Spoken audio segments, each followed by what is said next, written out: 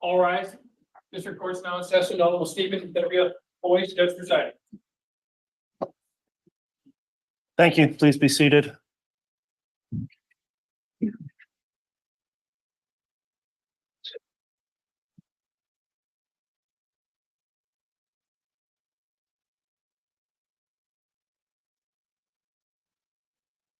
All right. Good morning, everyone. I believe we're ready to start with additional evidence. So, Mr. Bailiff, if you would please have the jurors brought in.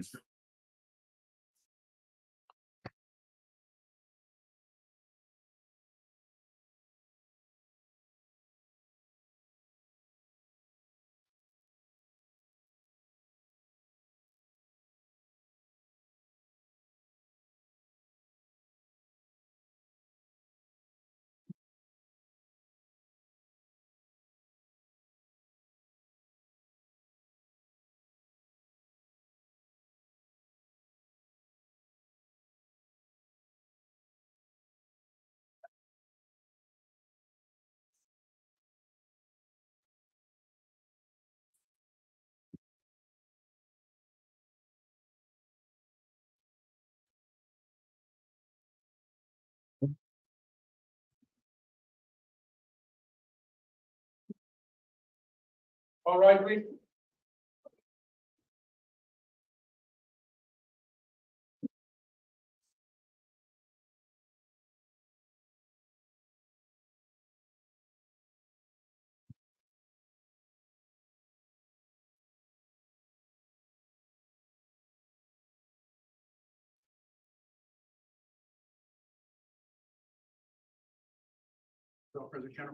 All right. Thank you, Mr. Bailiff. Please be seated.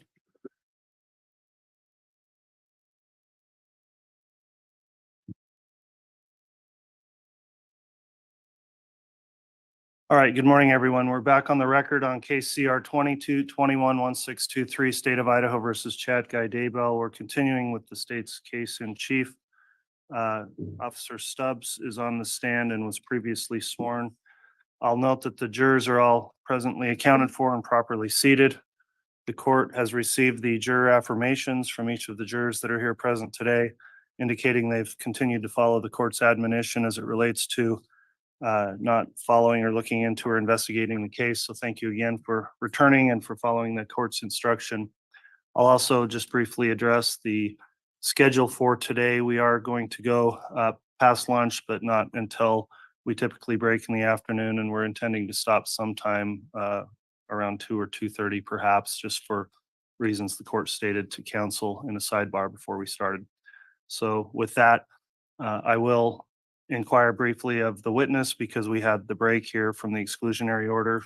Officer Stubs, did you review any case or testimony or anything about the case since you were on the stand? I have not. Afternoon. Okay, thanks for affirming that. I'll remind you, of course, you're still under oath for your testimony. And Mr. Wood, if you'd like to continue with direct, you may do so. Thank you. Good morning. Morning. Just to recap, Detective, when we left yesterday for clarity of the record and for the jury, I believe we had spoken about your visit with Lori Vallow on November 26th, Yes, we have. that you were not able to locate JJ that day, No, we were not able to. and that you weren't able to verify his whereabouts later that day. That is correct. Did you in the next day help in searching Lori Vallow's apartment? Yes, November 27th, 2019, with a search warrant, yes. Okay, thank you, pursuant to a search warrant. And I believe you testified yesterday that you did not locate JJ in any 3 of those apartments. We did not. Detective, did you have body cam on? Did you do a body cam? Let me rephrase that. Did you do a body cam walkthrough of any of those apartments? Yes, I did on both 174 and 175. Your Honor, I'd ask that the witness be handed State's Exhibit 144, Very well. and a courtesy copy has been provided to court and counsel. And Judge, my numbering may be off because I had 144 as the first contact with Lori Vallow. Am I mistaken, counsel? That was. 59. Thank you. Thank you. Yeah, 59. Detective, do you recognize State's Exhibit 144? I do. What is it? This would have been a USB drive of my documentation of Department 175. And did you specifically review it on that drive? Yes, I have. And did you initial that drive? I did. Is it a true and accurate representation of the body cam you recorded that day? Yes. Your Honor, I'd move for admission of State's Exhibit 144 into evidence. Any objection? No objection, Judge.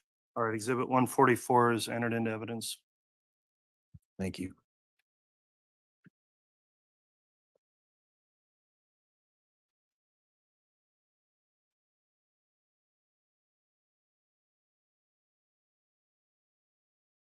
Your Honor, may I publish? You may publish.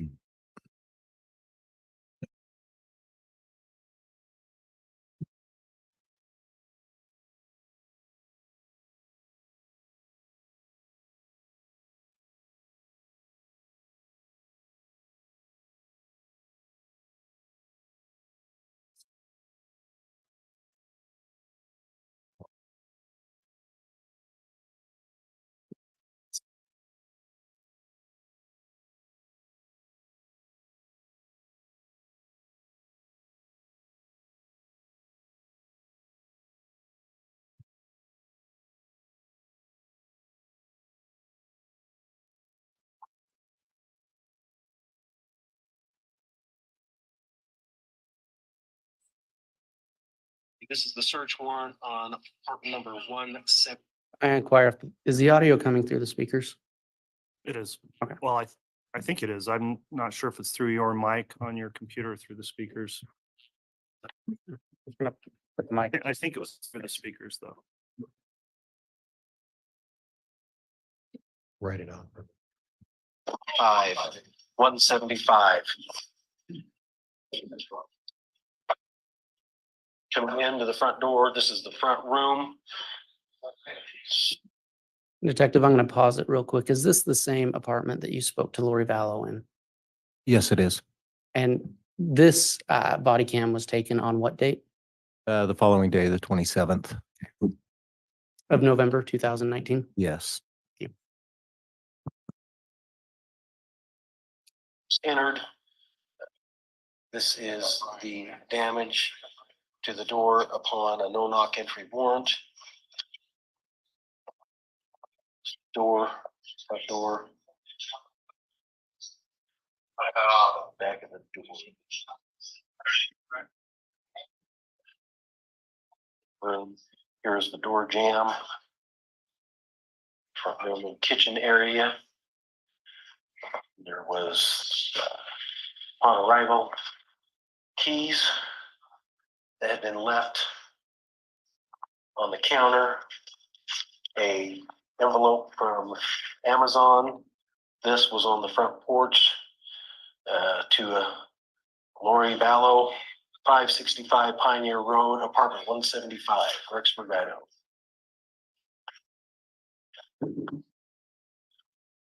Kitchen, pantry, half bath, garage leading to, or door leading out to the garage. This area, couches, tables, guns located in this area.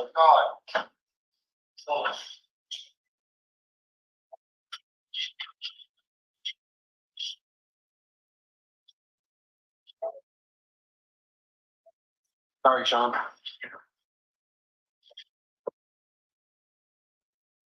I'm going that way, Rob.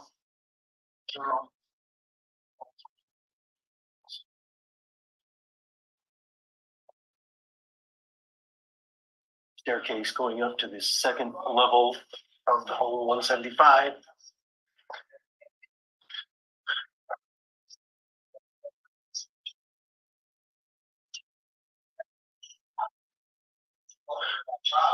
to the left at the top of the landing, it's a master bedroom, bed,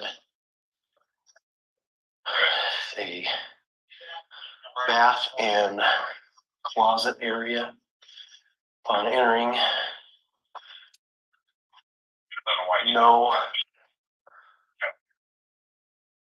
clothing left in this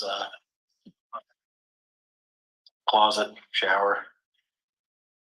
Detective, we just heard you say there was no clothing left in that closet, correct? Yes. Was that of note to you? It made me think that the occupants, because of our day visit before, left in haste.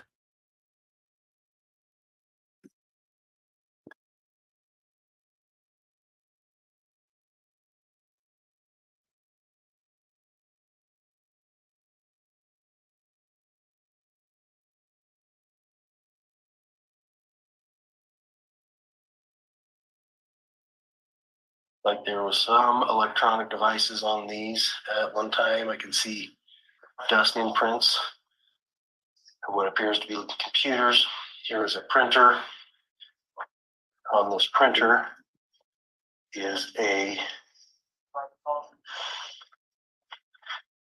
lease agreement.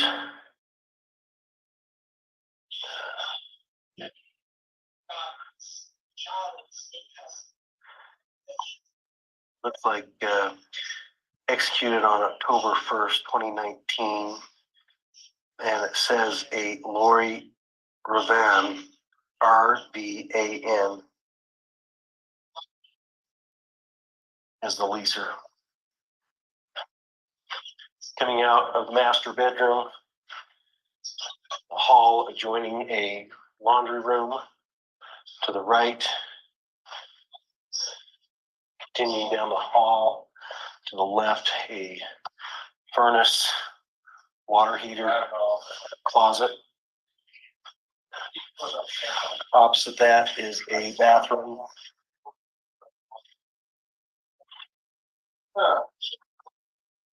Continuing down the hall, two bedrooms. One to the south, one to the north of the hallway. This is the one to the south. A single bed, a double bed, a closet containing a couple coats, one empty box, a fan, some empty hangers, what appears to be a bedspread, and this box here that appears to have possibly winter clothes, female winter clothes inside. Continuing to the other bedroom, we have, this is the one to the north. We have a bed, appears to be some bedding on the floor. We have 3 cases here, all containing guitars. It looks like a duffel bag full of toiletry items that would appear to be belong to a male subject due to the cologne and so forth inside. This closet is also fairly barren. Looks like there are 2 samurai swords inside the closet, empty laundry basket, another basket containing some odds and ends of some sort. Nothing else in this room. That is the entire aspect of the home upon entry.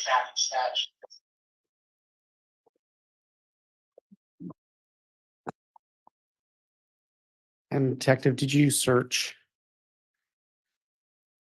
or did you do a walkthrough of any other apartments that day with your body cam? I did a walkthrough of the apartment 174, which is right next to 175, would have been Melanie Boudreau's apartment.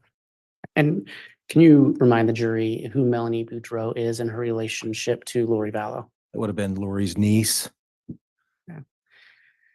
Your Honor, I'd ask that the witness be handed State's Exhibit 144A.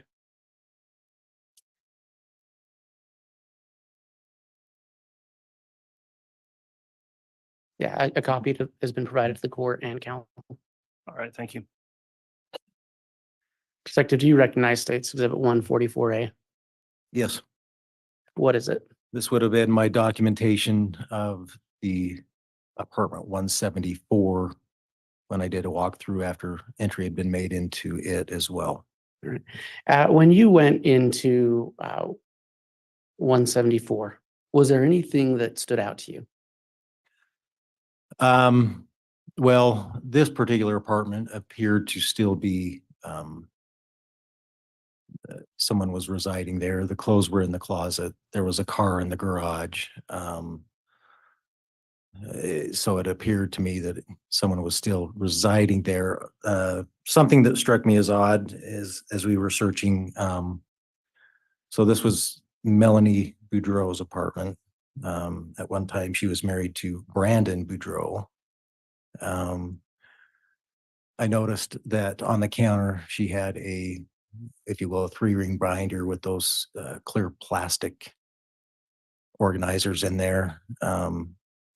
And I thought it was odd because I knew they were divorced, that she had numerous of his credit cards and driver's license in there. And is that all captured on the body cam that you took as you did a walkthrough? Yes. And State's Exhibit 144A, is that a true and accurate representation of the body cam you took on that walkthrough? Yes. Or did you initial that drive and have you reviewed it? I have reviewed and I initialed it after viewing. Your Honor, I'd ask that State's Exhibit 144A be entered into evidence. No objection. All right, Exhibit 144A is admitted. And may I publish? You may.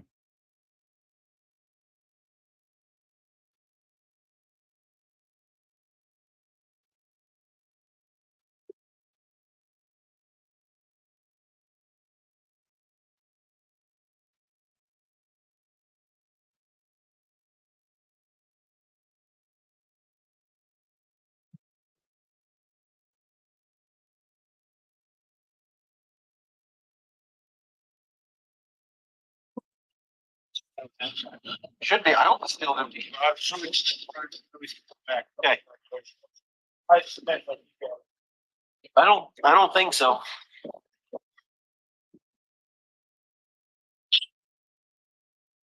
Okay, this is apartment number 174, which is just south of 175. This is the initial walkthrough of the apartment. This door was hit on a no-knock warrant. This is the door, and the door jamb was destroyed upon the entry. No one came to the door. The front room.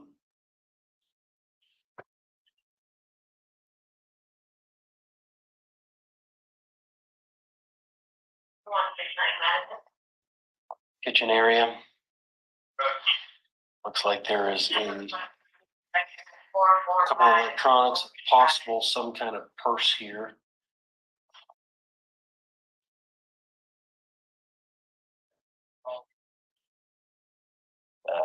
Here is looks like several credit cards with name of Brandon Prodexio. Pronouncing that wrong. Also a driver's license out of Arizona for Brandon. Coming around more. Detective, you recently testified about finding a large amount of credit cards for Brandon Buro. Yes. I believe there you may have mispronounced his name. Is that? I surely did. But it was Brandon. Yeah. I'm not saying that to make fun of you. It is the same. For purposes of identity, it was Brandon Buro. Okay. And Your Honor, I'm done with this exhibit.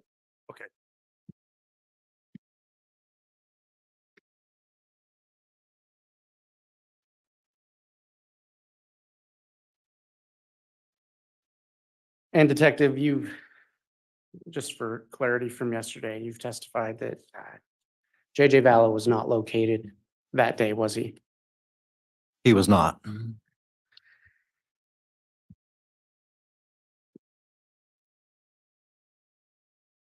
To your knowledge, did the search for JJ Vallow ever extend into a search to include Tylee Ryan as well? Yes, And Detective, you testified before that you have some experience in cellular devices. that is correct. Did you participate or write warrants for any cellular or digital evidence in this case? I did. Did you prepare a list of the different warrants you prepared in anticipation of testifying at trial? Yes, Did you do that to aid the jury in understanding the different warrants you wrote and to be able to explain why you wrote them and what you obtained from them? yes, I did. And do you believe it would aid the jury in understanding your testimony about the nature of the evidence you collected? I believe it would help them understand what we did and why. Your Honor, I'd ask that the witness be handed State's Exhibit 296. And I don't know if the court or counsel has a copy of this yet. I have a courtesy copy. Okay, and I believe he does. Thank you.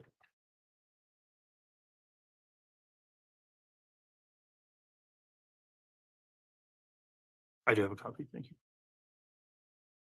you.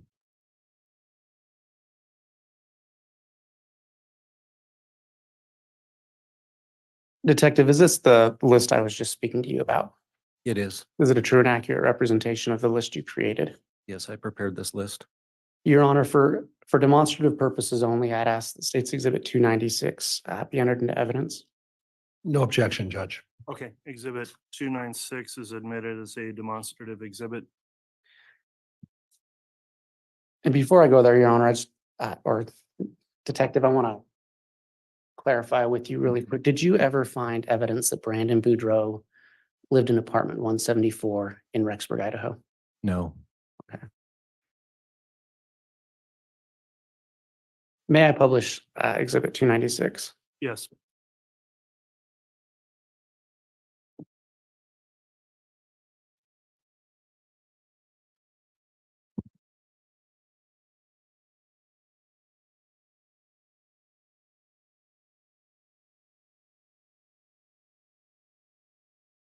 Detective, approximately how many search warrants did you obtain for electronic or digital evidence in this case? 20. Are they listed on this list? Yes, they are. Can you tell us about the first item on that list? Yes, so 2019-77 was the first warrant that I had wrote. This was for the known phone number that we had originally had contact with Lori Vallow. After our original contact, however, wouldn't take any calls after that. But so I wrote this warrant to Verizon Wireless to get information on her and anything that Verizon might have that would aid us in trying to locate her and her children. All right. And did you obtain any useful information from that warrant? Yes. What was that? So just if I may, just kind of give an overview of, if I may, from 77, can you lower it down past 53 just a little bit? So 77 through 61, just so if I may, this was all pre-finding the children. So these were all done in attempt to locate where the kids were or Lori was. And so I just wanted to clarify that these are going to be all grouped, if you will, in that aspect. Thank you. And since you brought that up, the numbers on the left, is there a method to the numbering of those warrants? So at least where I'm from, Madison County. Sure. The way warrants are issued, the first number has to do with the year, then the dash, and then the second number is what warrant was in accession, whether it me, someone else that got a warrant. So it'd be at the first year, it'd be 1, 2, 3, 4, and so on throughout the year. All right. Okay. Thank you. And so going back to the top of the list, what useful information did you obtain from that warrant? So as a result of that warrant, it led to the next warrant because we were able to get a return from Verizon saying, these are some of the names and email addresses that would have been associated with that first number. So then, as it shows here, we wrote 86 in 2019 because we were able to obtain these email addresses. As you can see, 3 of them were Gmail accounts, which in some ways is very useful to us in trying to identify and find somebody. Okay. How does that help you find someone? So, kind of in a nutshell, anytime someone uses social media or a Gmail account or has any kind of account that would associate them with the internet, and Google is very good at keeping track of people. And so when you use a Gmail account or you're logged on to your Google account, they are very good at keeping record of what you do and when you do it and where you are. So Gmail's, and that goes for other mail accounts as well. In regard to Google accounts, and is it true that Google runs several different apps that can be on a phone? Yes. And you testified Google keeps track of people, or I shouldn't say of people, but of the devices that their apps are loaded on. Yeah, they keep track of the accounts that people set up, who they are, or who set them up. It's vital information that might help us especially in this case, if there were other phone numbers associated with that Google account. Google will package those under, if you will, that Gmail account, addresses, credit cards, things like that. Google will, if you log in from a device to your account, whether it's a computer, cell phone, whatever, they'll make note of that and link that to your account. And in terms of the Google location services that they keep track of, are you aware if an individual can opt out of the geolocation tracking? So there is an option through Google. If you so desire, you can turn off your location services, which would keep Google from keeping that information. So under search warrant 2019-86, you have, can you read the names of the 4 accounts you searched? Yeah, so in blue here, the result was Homer J. Maximus at gmail.com, associated with Alex Cox. Lowly Time Forever at gmail.com, Lori Vallow. Lori for Style at iCloud.com, also Lori Vallow. And Chad.Daybell at gmail.com, associated with Chad Daybell. To your knowledge, were you able to obtain Google geolocation data from any of those accounts? Yes. Which ones? Homer J. Maximus would be the one that, if you will, gave us the most information.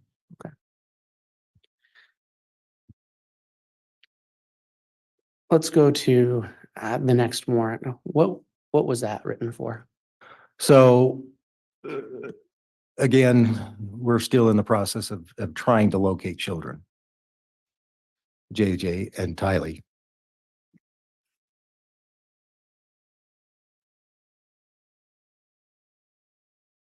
Sorry.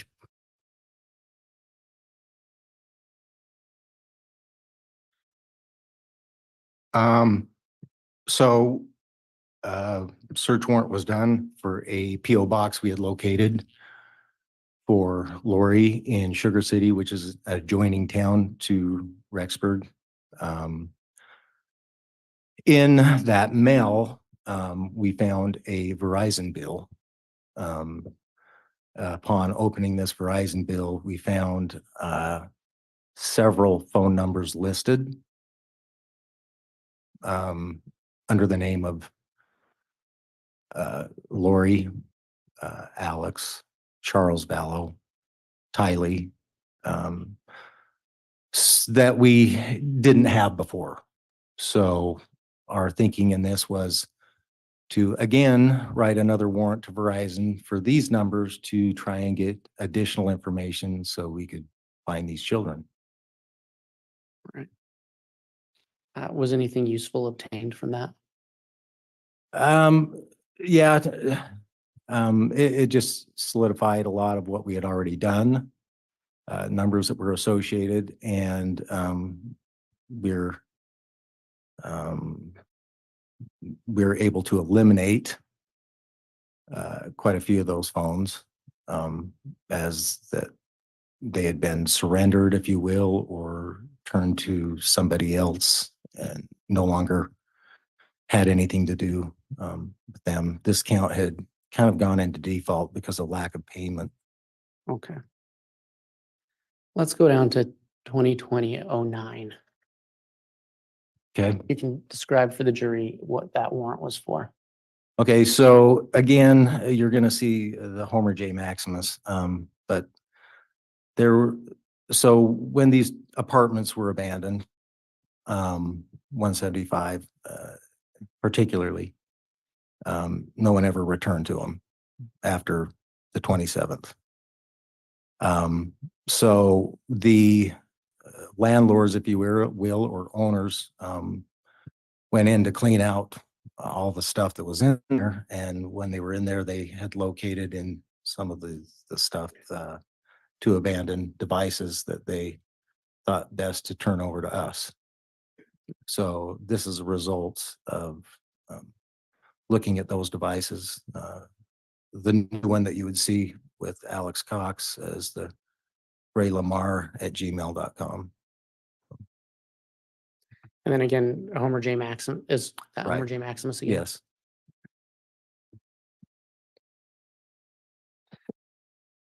Tell us about warrant 2020-15. Okay, so this was originally written, if you notice the second number over in this warrant, a typo, I had put it in parentheses here, was put 47 when it said it should have been 74. So those two numbers were just crossed. Anyway, what this means with a tap and trace warrant, we still could not get answers on where the kids were, and couldn't get information from Lori. And let me interrupt you really quick. I apologize. Do you recall approximately when you submitted this warrant 2020-15? Would have been fairly early in January, I believe. Of 2020? 2020, yes. All right, thank you. Yeah, and if you can explain what a pen register tap and trace Sure. is. So what this does is we request this on these numbers because we believe we could associate these with the parties.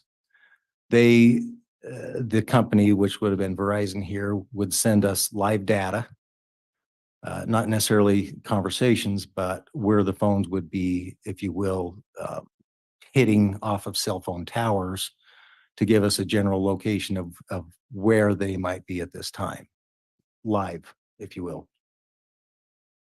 Okay. So it's, is it fair to say it's used to try and track a person's current location? Or let me rephrase that, a device's current location. Yes.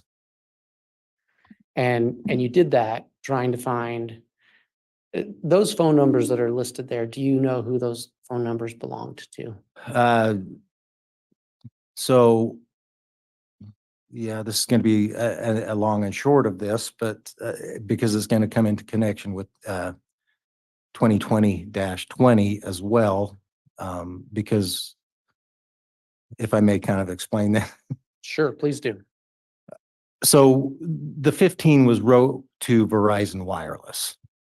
Well, ultimately, two of those numbers, Verizon said they're not our numbers. You're going to have to also get a hold of T-Mobile. So two of those numbers in 2020, as you see, T-Mobile Wireless were in the above warrant. However, we had to write a new warrant for T-Mobile.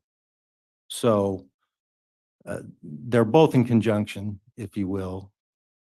Okay, now that I've explained that, ask that question again.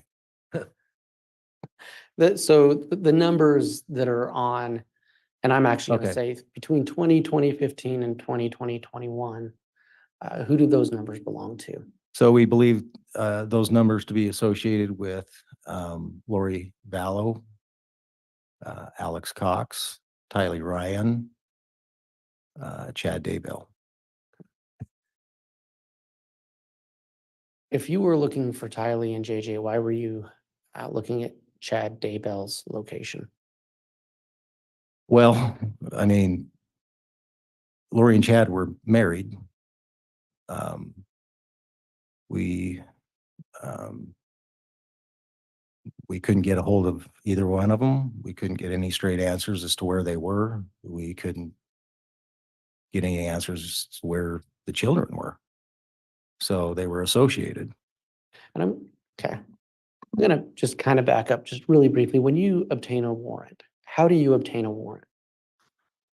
So we have to enter what is called a probable cause affidavit to the court on why we want it and what we believe we will find once that warrant is signed by a judge. So with that probable cause affidavit, a warrant for what we are looking for is presented to the court. The court reviews that. If they feel like our probable cause is just, a judge will sign the warrant, allowing us to move forward with serving the warrant on whoever it is we're serving it on. So the warrants are signed by the judge. That's correct. On these pen register / tap and trace warrants, were you able to locate Chad Daybell and Lori Vallow through those warrants? Yes, we were able to locate the devices which we believe to be with them in Hawaii.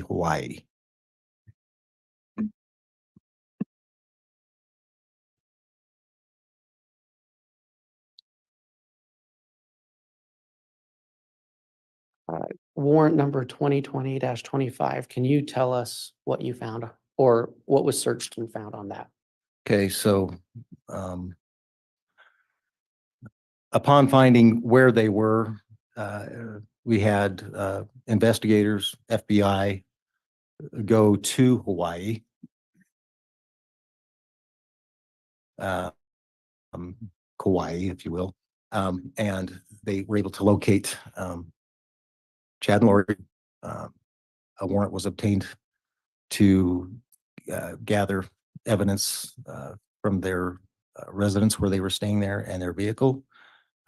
This is the result of 10 electronic devices that were taken from their rental car that they were both in. And so that is what the 10 electronic devices is for, why we obtain warrants. And did you search all these devices yourself, or did other agencies and other personnel help in searching some of these devices? So yes, I'm glad you brought that up, because all these warrants, when you get back a return from Google, Verizon,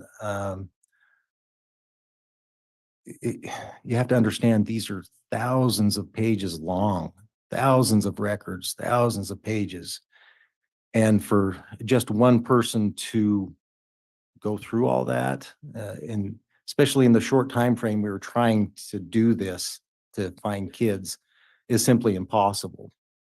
And so a lot of the returns that I got from this, I would give out to FBI, other investigators, for review, so we could try and go through a large record in a short amount of time.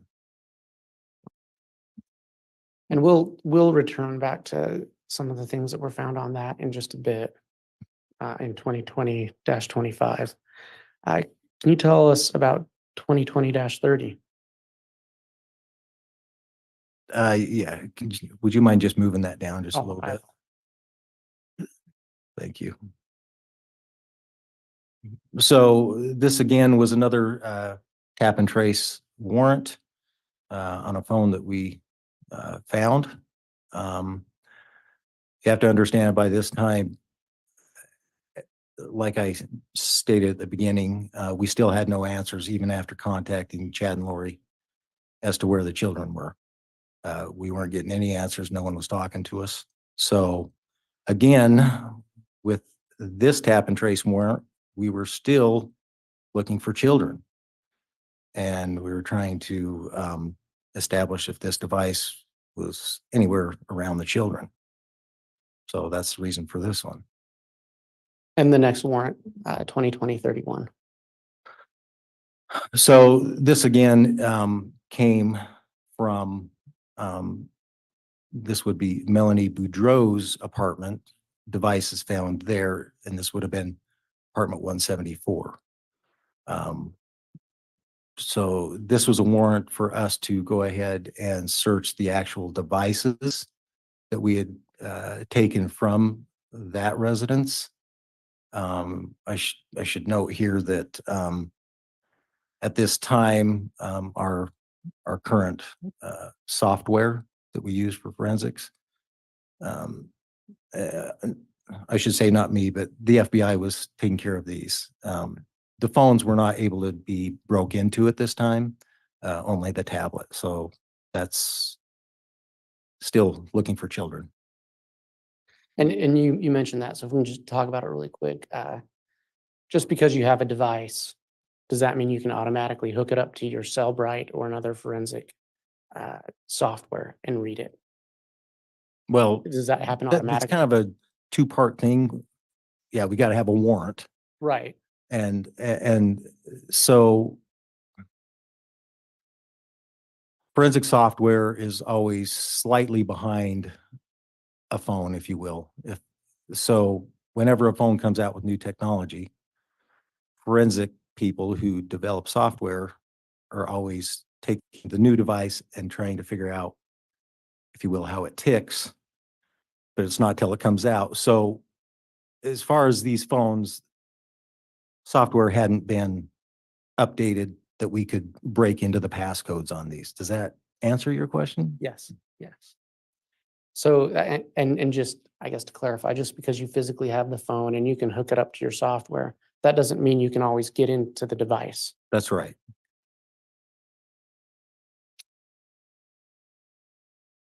Can you tell us about 2020-46? So we were able to establish that these were two different numbers belonging to Melanie Buro. And, you know, as far as at this time, we didn't feel like she was being cooperative either. We knew that Judge, I'm going to object at this time. I've been somewhat relaxed, but I need some foundation for him to be able to make these kinds of statements. Mr. Wood, do you want to respond to that? Approximately when did you obtain this warrant for the two numbers for Melanie Buro? It would have been probably later spring. I can't give you an exact date without seeing the warrant itself. And that's okay, but it was later spring of 2020. Yes. And at this time, had you found, or not you, but had law enforcement found Tylee and JJ? No. And were you trying to obtain information from Melanie Buro about the whereabouts of Tylee and JJ? Yes. Why would she have that type of information? Or let me rephrase that. Why would you think that she might have that type of information? Well, in interviews, we felt like she was Judge, I'm going to object at this point. There still hasn't been sufficient foundation. He's referring to other interviews. He's not identifying them, and I'm not even sure he participated in those interviews. I'll sustain that, Mr. Wood.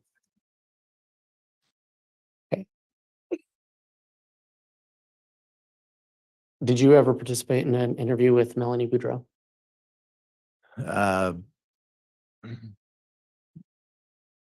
I only had interaction with her when she was being interviewed in obtaining her phone to do a forensic on it. I had to make contact with her during that interview for that purpose. And Judge, could I have some date, time, place, foundation, please? I'm waiting for an objection.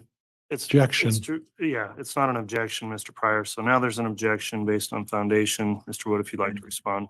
Approximately when did you meet with Melanie Buro? This would have been early on. I don't recall exactly the date. I remember it being in the interview room at the Rexburg Police Department. Would it have been early 2020 Yes, and before Tylee and JJ had been found? yes. Right. And was that when you obtained these the phones that were subject to 2020-46? No, well, so these phones were obtained when we did the search on the 27th. And I'm actually going to use this opportunity right now. There's multiple ways to obtain digital evidence, correct? Correct. Is one of those ways to collect the evidence off of the device itself? Yes. Can you also obtain evidence from the phone carrier? Yes. And when I say that, I mean like Verizon, T-Mobile. Yes. And then can you obtain evidence from app companies of apps that are on a phone? And Judge, at this point, the objection is going to be leading. Overruled. So as I earlier stated, with the Gmail accounts and so forth, yes, they keep a lot of information that would have been shared with a phone, a computer. They also keep records that wouldn't be on the device. It would be in their database with Google or whoever. Thank you. So on warrant 2020-46, it appears, who is that warrant written to? Can you clarify who? Who was that warrant served on? Melanie Buro. And did it go to Verizon Wireless as well? Yes. And were you asking Verizon Wireless for information associated with those two phone numbers? Yes. Okay, thank you. Did you find anything on those that aided you in finding JJ and Tylee? Other than associations with the other email accounts and phone numbers that we've already gone through. Okay.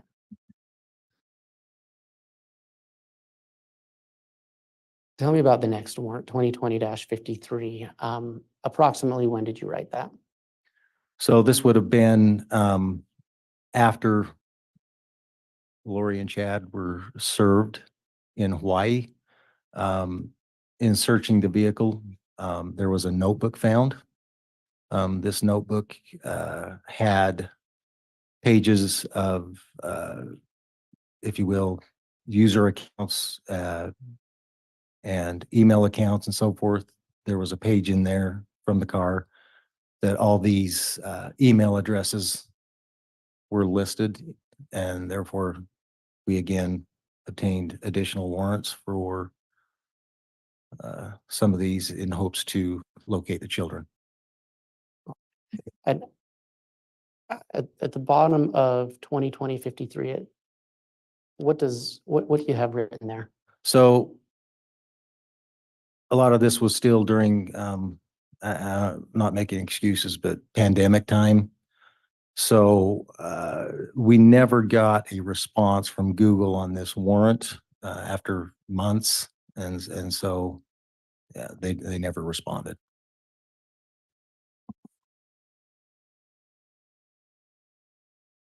(2020-61), the words Shmuel is written. What is that? So that was, we found that a lot of these devices had this app in common. It's a music sharing app. However, in the music sharing app, there was the ability to communicate through, if you will, text type messages. So again, we were just looking for any clues that would help lead us. And so this was a warrant written to Shmuel to see if they had any information that would help us. And I believe you testified earlier that the warrants written up through 2020-61 were looking for the children. That is correct. What changed after 2020-61? Because after this time, we would have been past the time where June 9th, where we located the children on Chad Daybell's property.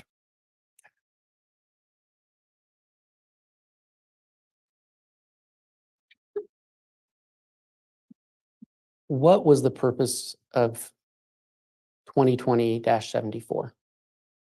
So this is in conjunction with the FBI, with their CAST team. And do you know approximately when it was that warrant was obtained? This would have been, I believe, within a couple weeks after the 9th. When you say the 9th, can you? Sorry, June 9th, 2020. And just for purposes of clarity, what event happened on June 9th, 2020? That is the day that we located the children's bodies on the Daybell property. Okay. So going back to that warrant, what was the purpose of that warrant with the FBI? So again, we were, we hadn't, I mean, yes, we found the children. However, we didn't have other answers of why and whatnot. And we were still looking at trying to determine devices that would have been located on that property that could have been involved in the children being there.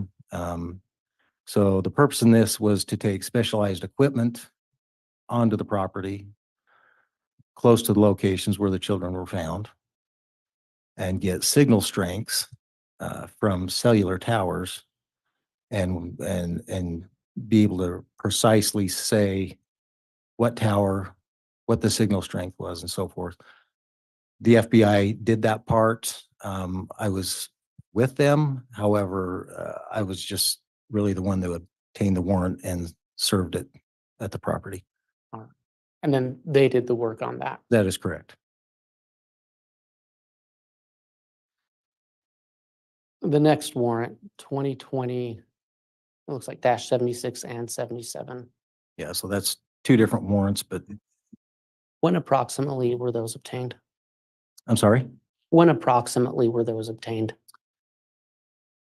That would have been also shortly within a few weeks after the children were found on that June 9th date.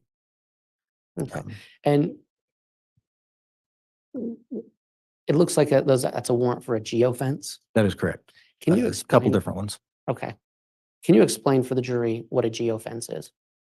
So again, the theory here is, as I explained in the previous one, we're trying to find out, if you will, devices that would have been in the vicinity on certain dates and times, where we believe the children had been buried on the property. So when I say a 250-meter range of the center of the properties in this, so if you were to take and put a dot and then draw a circle 250 meters out, which is approximately, it's approximately like 2.5 football fields in circumference.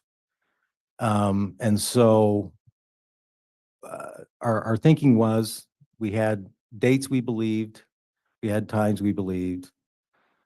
We wanted to try and find anyone who had any significant time in those areas during those dates and those times. And that's both for 202 North, 1900 East, which was Chad's property, and 565 Pioneer Road, number 175, which is where Lori was. So we're just looking for commonality. We were looking, are we missing anything? Is there anybody else involved here that we need to be looking at? And that's why we wrote this, is to see if there's other people we need to be looking at besides who we already were looking at. And so that warrant was written to Google, correct? That is correct. So just to help the jury understand, is when you say a geofence, are you looking for Google location data within that area? Yes, that would just be what Google records have, not Verizon, not anybody else, just Google, because that's a very common thread that everybody uses. So yeah, it was just to Google. And again, we had talked earlier about opting out of Google location services.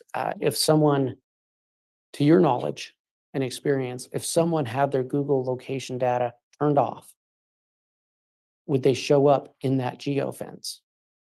Not by Google records, no. Okay. So tell us the process of obtaining that warrant and how you obtained that information.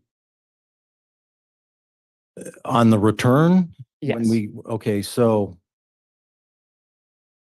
you have to understand, especially, well, like Chad's property is more rural. But where Lori's property was, is it's high density. And so when you ask for this, Google sends you thousands of pages of people that have passed through your fence, your 250-meter fence, whether they are on the road, whatever. So it's massive amounts. But Google doesn't tell you who they are in these warrants. Google assigns everybody a number. It's a Google association number is what it's called. And so everybody who has an account or whatever has a number associated with them. So when we get this return, the return shows, if you will, this device passed through there, was in that area for, this is just an example. Okay. 5 seconds, and you can see as it maybe passes on the road in that fenced area. But it doesn't say that was John Doe. It says this was Google account number, user number, this with a large digit number. So this warrant didn't establish who these people were, is I guess what I'm getting at, just a number associated with them. And then did you do a follow-up warrant based on that initial return from Google? So the theory was to take that warrant and all that information, plug it into a system, and then try and narrow it down to people who would have been in that area or both areas in common during those timeframes. So so after plugging all that information in, we came down to possibly 12 devices that we felt could be, if you will, devices of interest. And so am I explaining that okay? That, and then we wrote, that would have led to 2021-10 here. All right. And explain what you asked for in 2021-10. Okay, so 2021-10 would have been us saying, okay, these are some Google numbers that are of interest to us from our fence account. And because they were either in the area for a significant amount of time, and maybe these people were involved or could have seen something or whatever during these critical times. And so us writing this warrant was to say, can you please tell us from these Google account numbers, can you please tell us who they are so we can, if you will, get in touch with them or look at them as people of interest. All right. And so, and what were you provided? What did you learn from that? Well, so after writing this warrant, we didn't receive a response from Google. And after much time had passed, I was finally able to get a hold of someone with Google, which is almost impossible to talk to a live person, but I finally get a hold of them, and their advice to us was to shrink our search a little bit more, that they felt looking for 12 was too broad. And so that's why they hadn't responded to our warrant.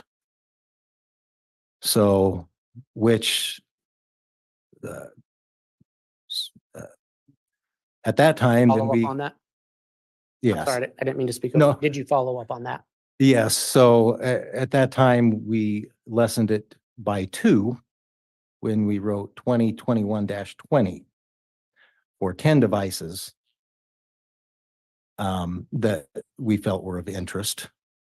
And we did receive from Google at that time the account holders' information on those 10 devices or 10 accounts. Okay. And did you, what did you learn from that? Well, so out of the 10 account holders, background checks were done, checks for associations with Lori, Chad, Alex. We could never find, other than Alex himself, any of the other people that would have had association with these 2 other parties. So just to clarify, you wrote these warrants for these geofence areas around Chad Daybell's property and where Lori Vallow lived, correct? Yes, on those particular dates, yes. And you were looking for numbers that had some commonality between the 2 locations. Right. And at the end of the day, the only number you found was Alex Cox's. That's right. Just briefly, can you tell us about the last warrant you have on that list? Yeah, so this was a warrant that, so the children had been found. We were just trying to make sense of everything we had. And we thought it would be a good idea because we had been in the moment, if you will, of this whole investigation, to have an independent person, an expert, go through the electronic devices that we had already been through to see if, number one, we had missed anything, and number two, get a fresh set of eyes that hadn't been so involved in the case, to get an outside perspective into the case. And so this warrant was wrote for several of the devices that we had already searched, to take them out to Pennsylvania and have an independent expert go through what we had been through. Did you learn any new information from that process? So the answer to that question would be no, nothing new was obtained that we hadn't already discovered. Detective, I want to just talk to you briefly a little bit about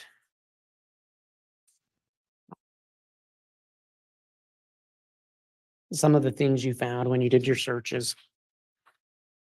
I listed on Exhibit 296, and you've spoken about Lolly Time Forever. One of Lori's Gmail accounts, yes. And did you ever look, did you specifically look at that account yourself? Lolly Time? Yes. Yes, Did you ever have occasion to look at the search history on it? yes.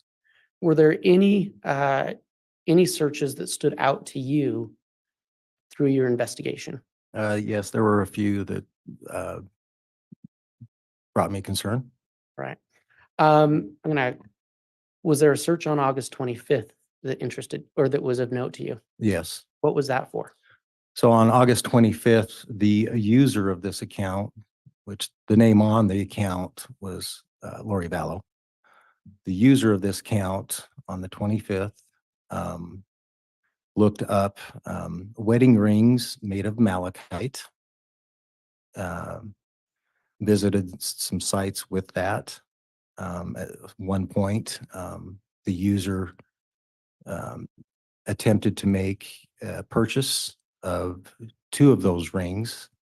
And they were basically silver with the green malachite through the middle of them. Each one was an 11.5 size ring, and the other one was a 4.25. And a purchase was attempted for a total of $808 on that date. Are you aware if that purchase was successful? No, I was later able to find out that the credit card used had failed, and so the purchase was never completed. And on this same account, Lolly Time Forever, was there anything that you noticed in the search history on September 20th? September 20th, which was 3 days before we believe JJ. Judge, I'm going to object at this point. It's non-responsive I think he's just providing information for the answer, Your Honor. and it's non-responsive information. It's overruled. You can answer.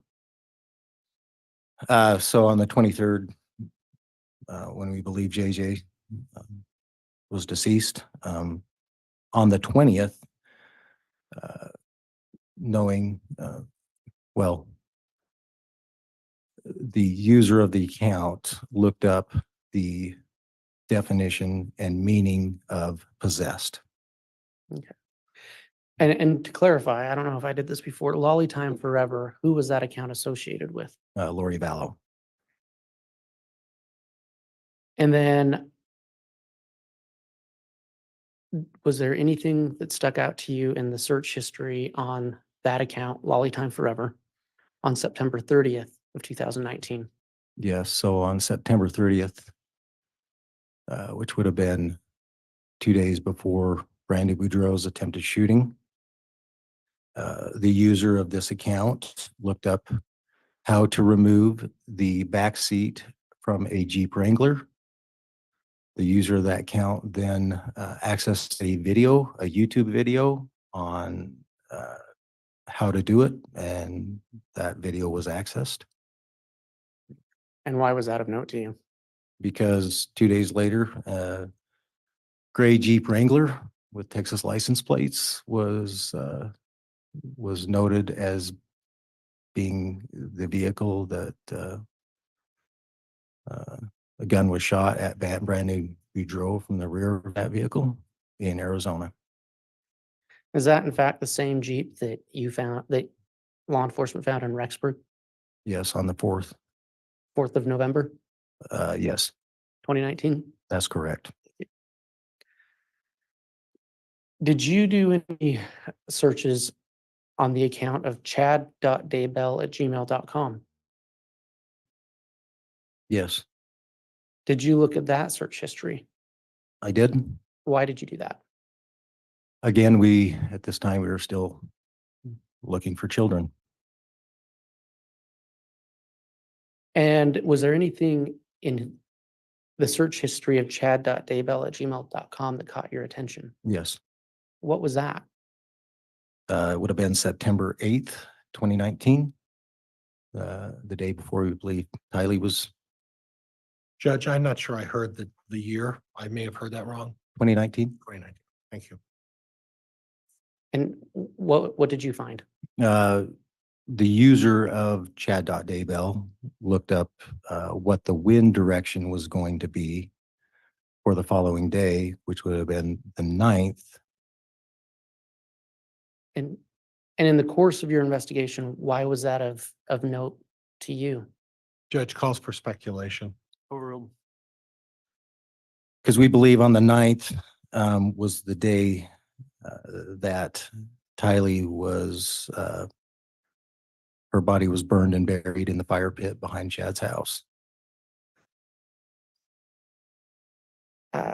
Detective, we had talked about when we were going over your list of warrants under 2020-25, about 10 electronic devices seized from Chad and Lori in Hawaii.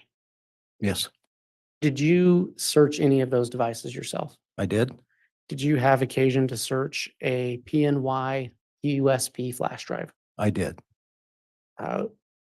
What did you find on that flash drive?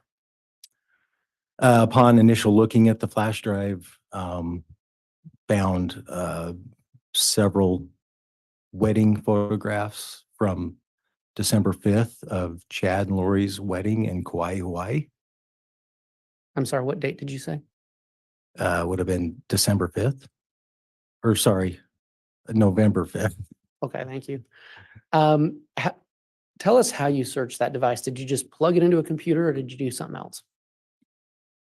I used forensic software to search the device. One of the reasons we use forensic software is because it is set up in such a way that anything we do looking at the device won't, if you will, disturb its original form. So we use forensic software to search this device.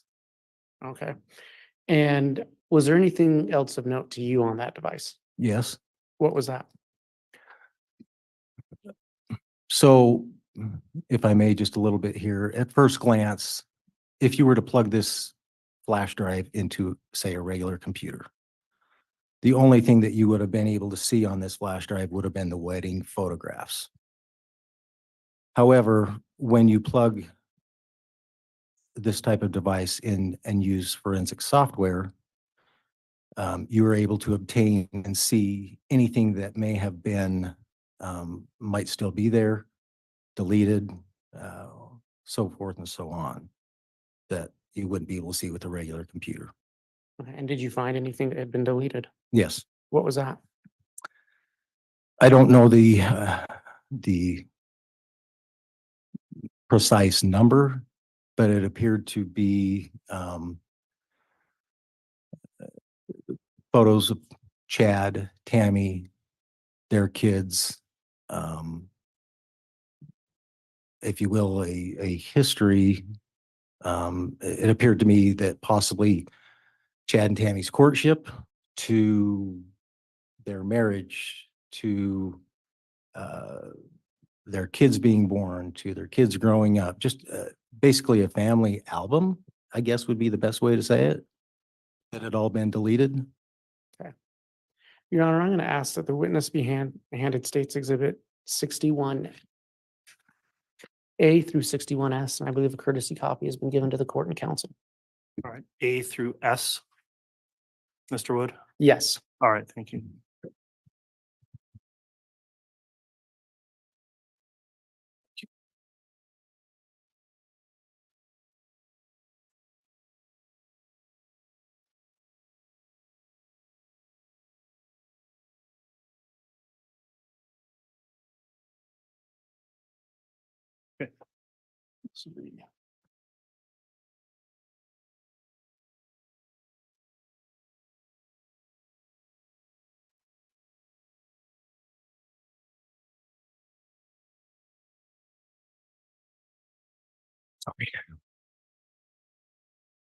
Detective, can you briefly review 61A through S and then let me know when you've had a chance to do so?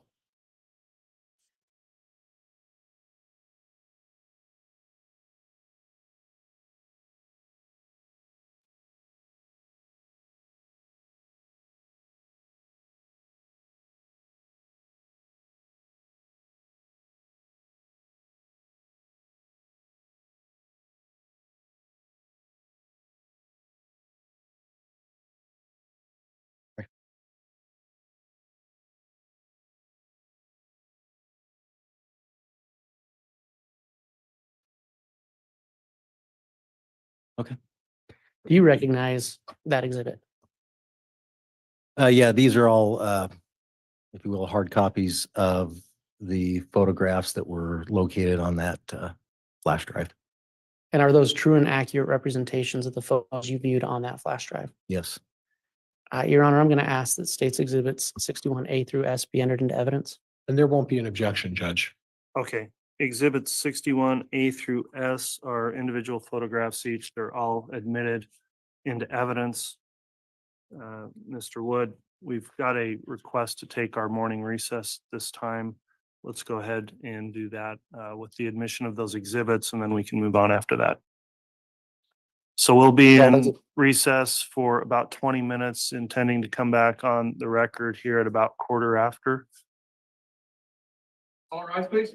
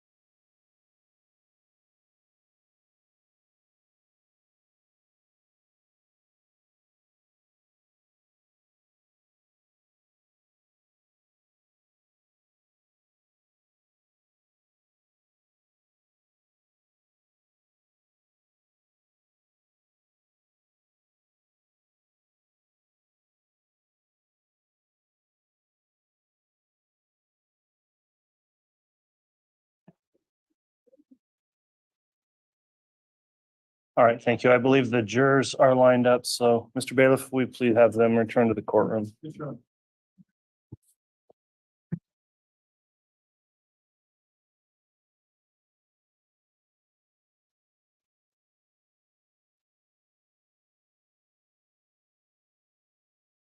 All right, please.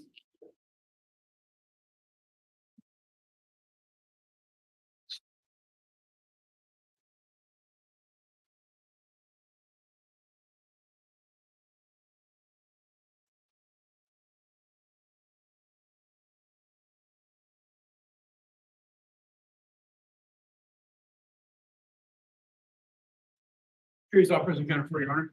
All right, thank you, Mr. Bailiff. Please be seated.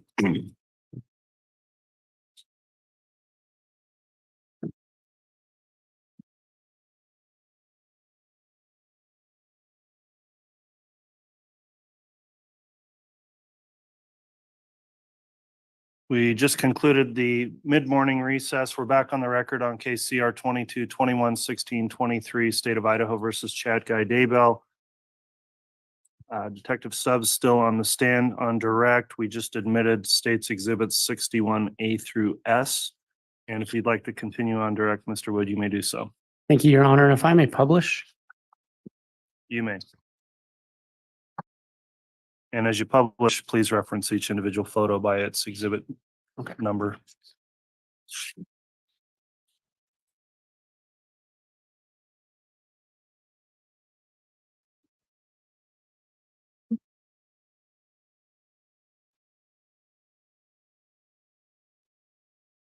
Detective, was this one of the photos that you recovered from the flash drive we've been talking about?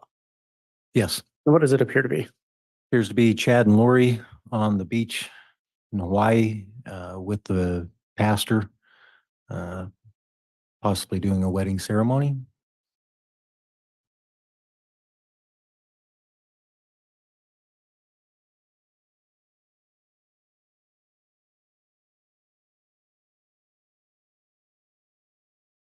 In this photo?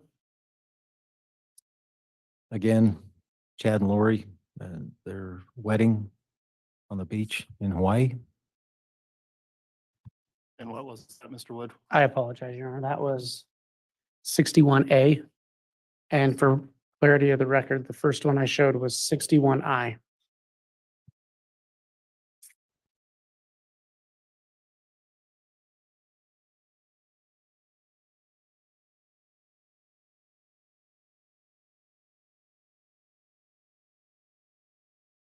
If you can say what you observe in 61B. Again, appears that they're on the beach again. Chad has a ukulele and Lori appears that she's dancing.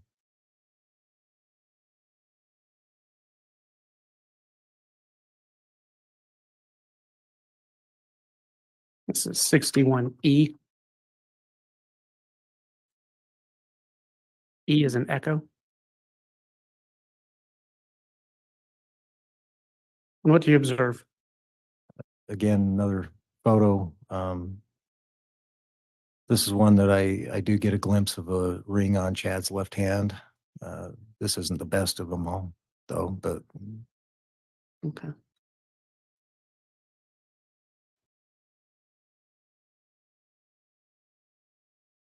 $61K.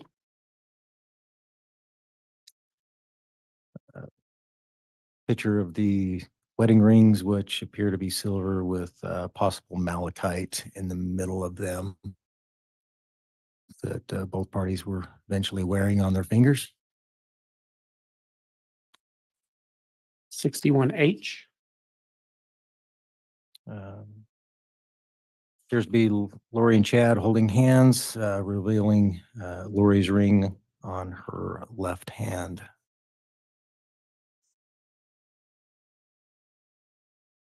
$61M. Similar to the first, other than you see rings on both parties' hands.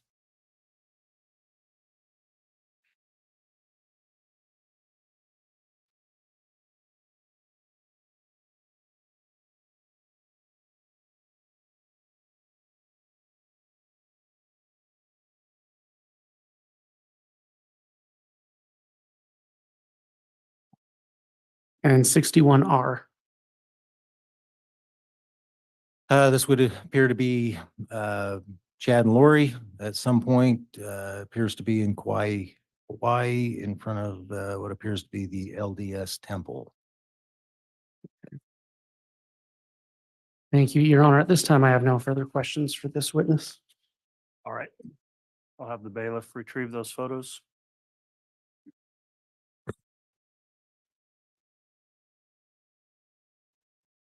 Mr. Pryor, cross-examination.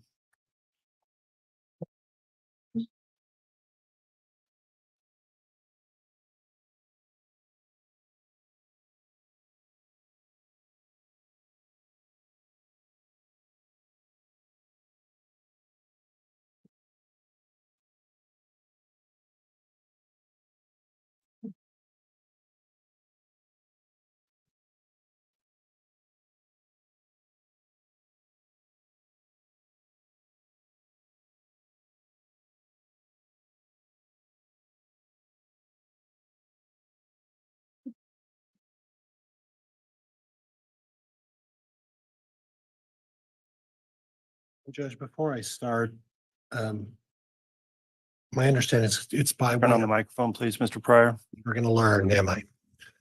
Before I start, Judge, I understand this is by stipulation of the parties. I have Exhibit 50 and it's Defense Exhibit 50. And I still, again, it's Glenn Bard's report that was referenced by Officer Stubbs on the last line of his exhibit. I have the actual report of Glenn Bard, so I'm moving for admission of Glenn Bard's report. All right. No any- objection. No objection. Very well. Defense Exhibit 50 is admitted.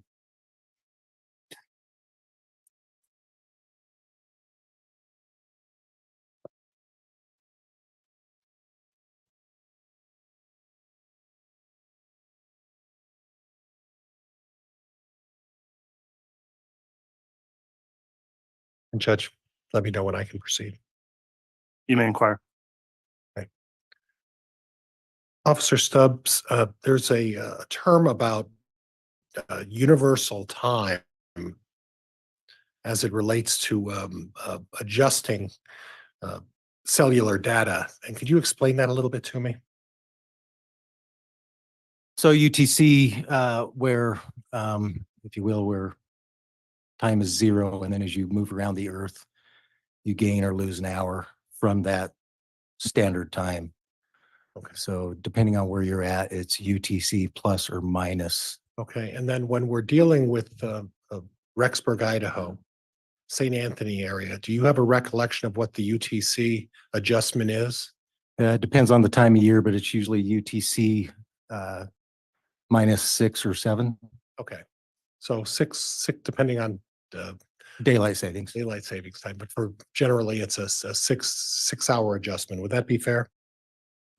6 or 7, depending. Yeah. Okay. Now you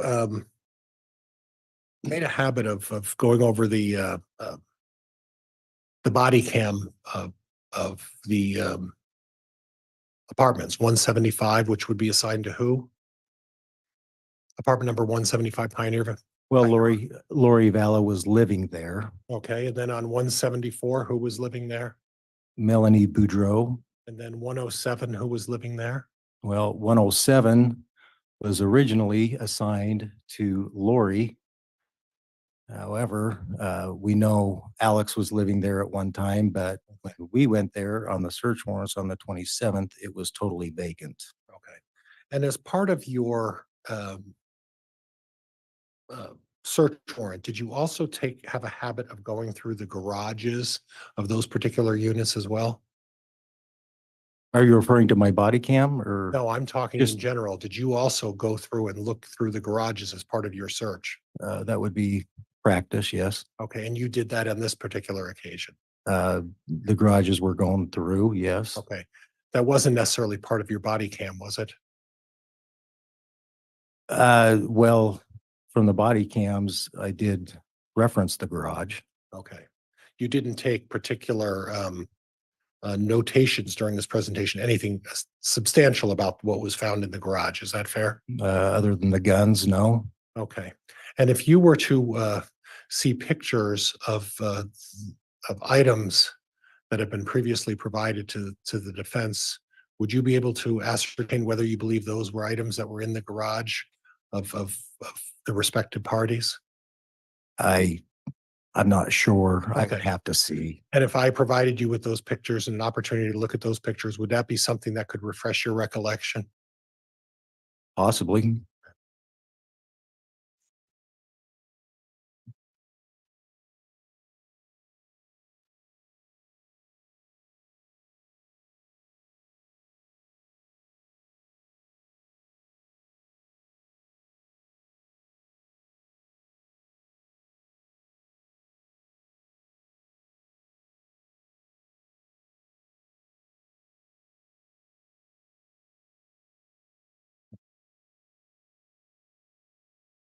And Judge, if I could have the bailiff hand to Officer Stubbs.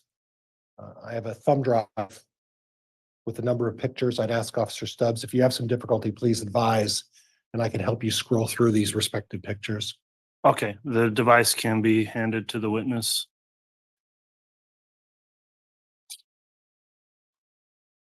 And if you have some difficulty, Judge, may I have permission to go to the witness, or could the bailiff help him?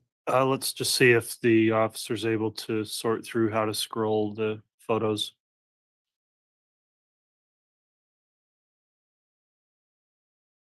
Is it a touchpad? Can you swipe, or do you have to use? I think he can arrow them down, Judge, or he. Yeah, I can see the arrow to next.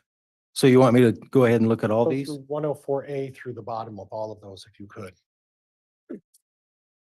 I don't see where it's listed as like 104A.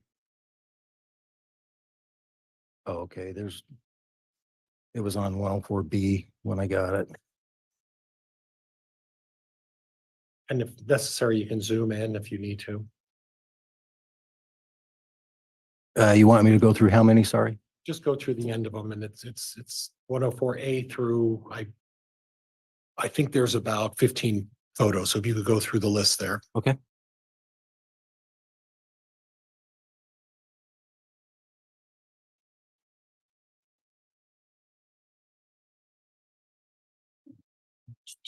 I don't need it now, but I will at some point. Thank you. Not today.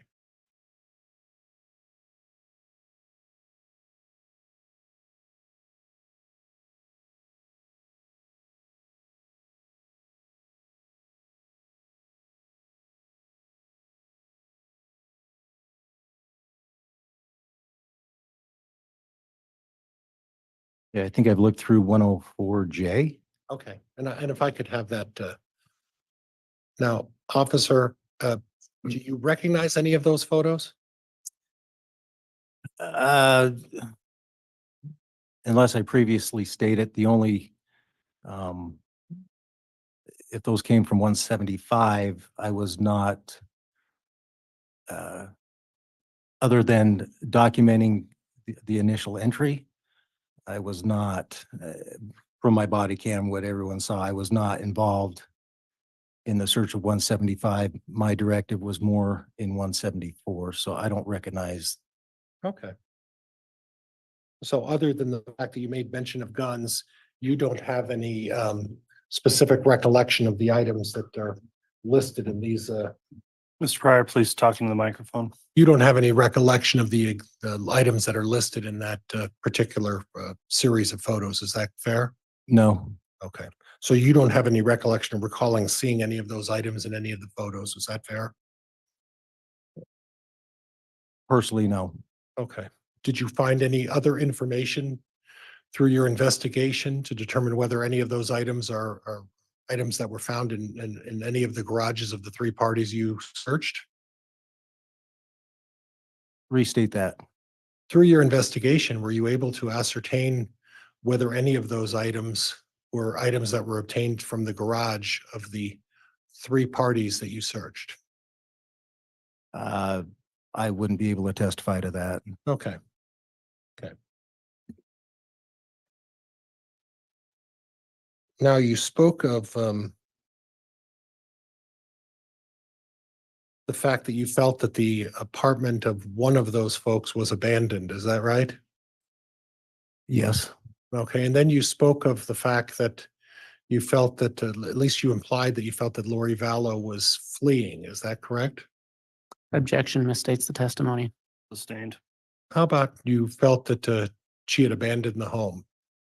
Is that what you were implying? Objection, that also misstates the testimony. Overruled.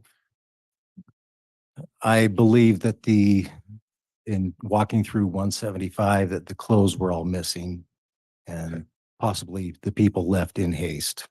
Okay. Now, as part of your continuing investigation, did you come across any data that suggested tickets or purchase of tickets to Disneyland or to Knott's Berry Farm were made prior to your search on the 26th? That's not something that I investigated personally. Okay. Do you have some information that there was a trip planned by Chad Daybell's family 2 weeks prior to the search of the 26th?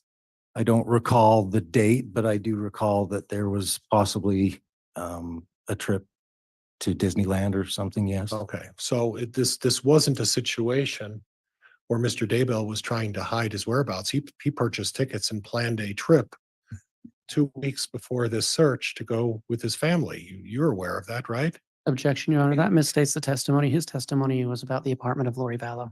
Sustained. So the representation that you felt that the apartment was vacated by Lori Vallow, that doesn't imply that Chad Daybell was vacating his premises, does it? Objection, No. false or speculation. Overruled. That doesn't mean Chad Daybell was vacating, was it? Well, it wasn't Chad's home, Right. It was Lori Vallow's home, right? correct? And then the other one was Alex Cox's home, correct? Melanie Buro was next Melanie door. Buro.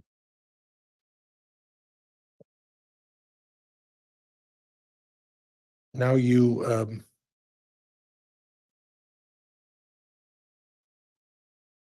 made mention of the Jeep and the search regarding the Jeep and regarding Brandon Boudreaux, correct?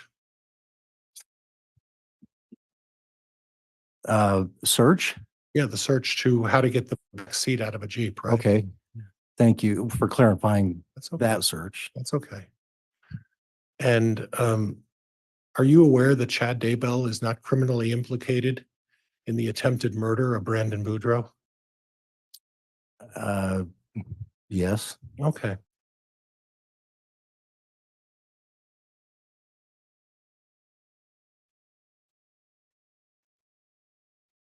Now, we may revisit it, but on Exhibit 59, I think that was the initial 10-minute surveillance tape of you talking with Lori Vallow, correct? Correct. Okay, and on that tape, she made a number of representations. And during the 10-minute interview that you had with her, who was present with you at the time again? I'm sorry. Lieutenant Ball and Officer Kellen Wetton was also there. Okay.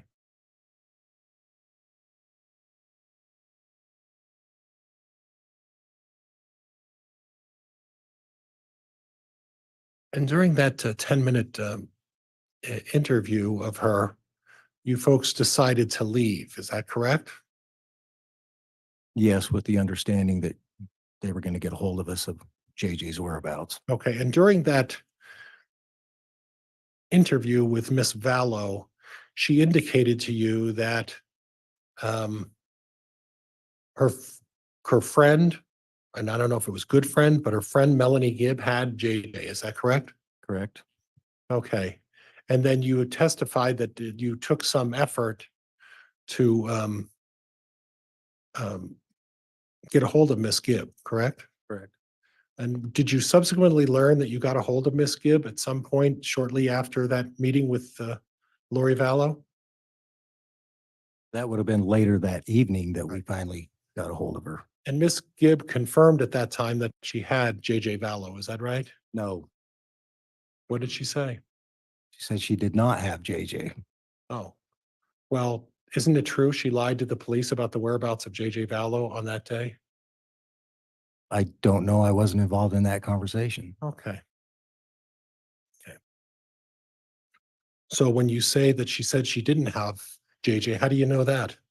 If you weren't involved in the conversation? Because the next day is when law enforcement obtained a warrant because she had stated to officers that she did not have him. Okay. So your recollection is that Melanie Gibb did not lie to the police initially about having JJ Vallow? Is that what you're saying?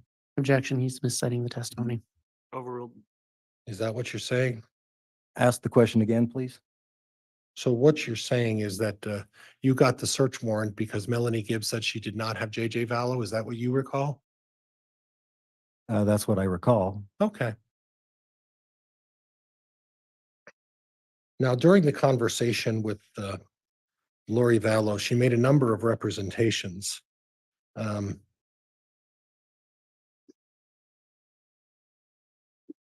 She made some mention of the fact that she was going to be moving back somewhere with Melanie Gibb. Do you recall that? Yes. Okay. And that her and that JJ and Melanie were at a Frozen movie or something?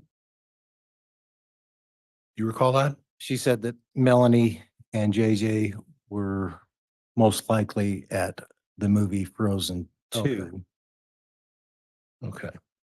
So from what you heard her say about moving back, the fact that you felt that the apartment when you went back for the search warrant was abandoned, did you look into the possibility that Melanie Gibb had made plans to leave Rexburg, Idaho and move back with Melanie Gibb in Arizona?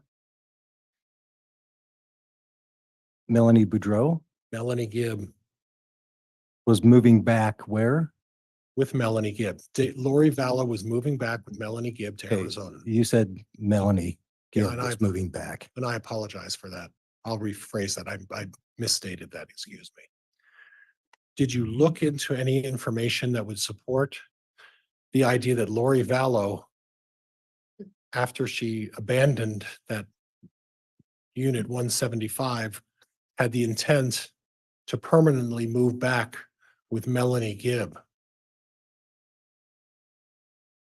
Well, she had told us that, so we were looking into that possibility, Okay. yes.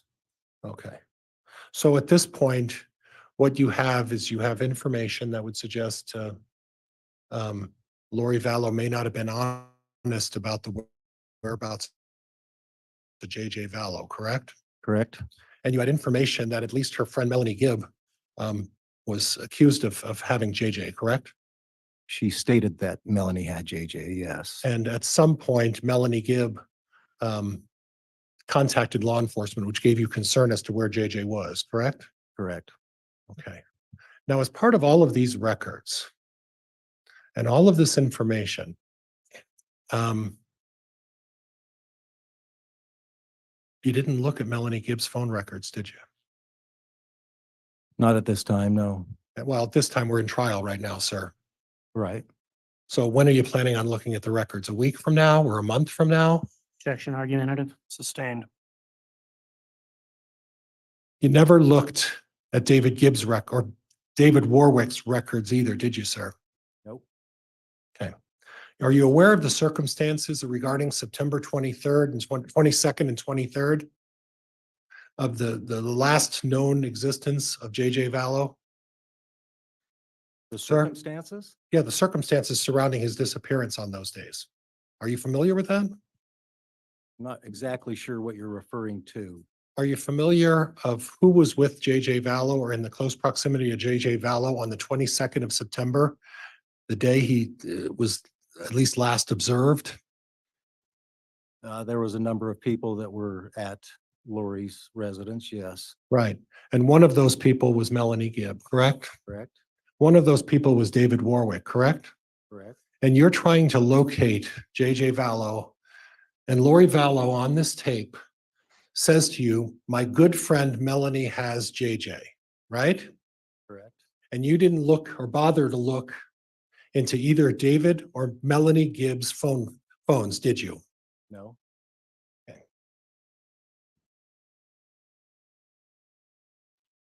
Would you agree with me that Miss Vallow was very convincing?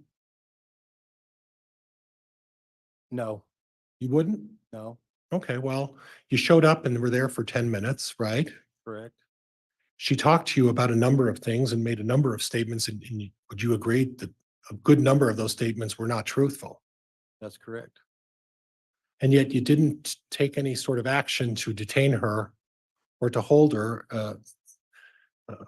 any type of, any sort of action that way, law enforcement action to detain her, to hold her from fleeing on the 26th, right? Correct. Okay. Then you went back again and talked to her, correct? On that same day? Yeah. Yes, yes. And then again, you didn't take any action, correct? Well, we hadn't established that JJ was not with Melanie Gibb at that time. Therefore, we had no reason to detain her. Now, I noticed during the tape recording that there was a comment that was made right after the first visit with on the recording. And if we have to go back, please tell me if you don't remember, we can revisit that. But after you left Lori Vallow's apartment, you made the comment, not. Do you remember saying that? I do. Yeah, and not, if I understand correctly, and please correct me, is a situation where that's sort of a code word for telling law enforcement to turn off your body cams and not record what you were about to talk about, correct? That would be correct. So in other words, as part of this investigation, you chose that we're going to not allow these statements to be recorded. We're going to stop this body cam because we don't want to reveal or provide the information that the three of you officers were going to discuss. Is that correct? Objection argumentative. Overruled. Is that correct? Yes, we were going to state our opinions. Okay. We didn't get the benefit of your opinion then because you turned off the cam, right? That's right. And at the conclusion of the second body cam, did you do a little knock there too? No, Okay.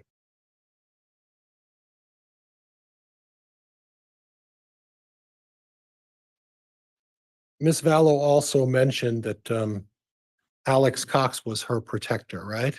that's correct.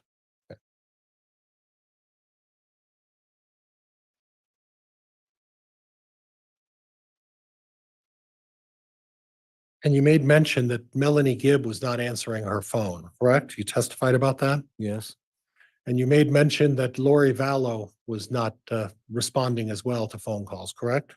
later, yes. Okay, how many phone calls did you make to Chad Daybell seeking information about JJ? Myself, I did not make Okay. any. Okay.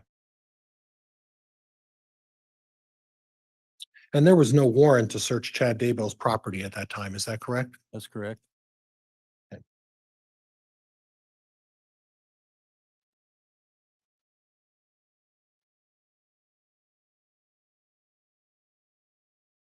And through your research of all of the devices, you didn't find an email or Facebook posting or text that said from Chad Daybell saying, Lori, let's kill the kids. You never found anything like that, right? I did not.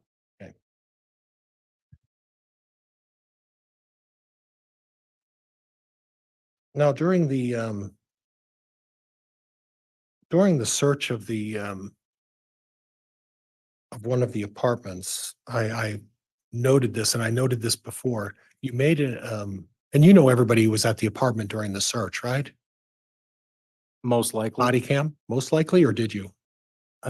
What about the body cam? The body cam search of the three apartments, you knew everybody who was in there at that time, correct? I'm sure I did. Okay, all right. And at the time, you made a comment during one of the searches, and you said something to the effect, going that way, Rob. Okay, Who's Rob? that would have been Prosecutor Rob Wood.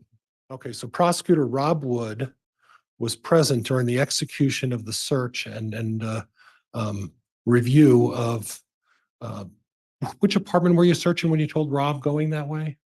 I believe that was 175, Okay, Lori Vallow's. correct? Okay.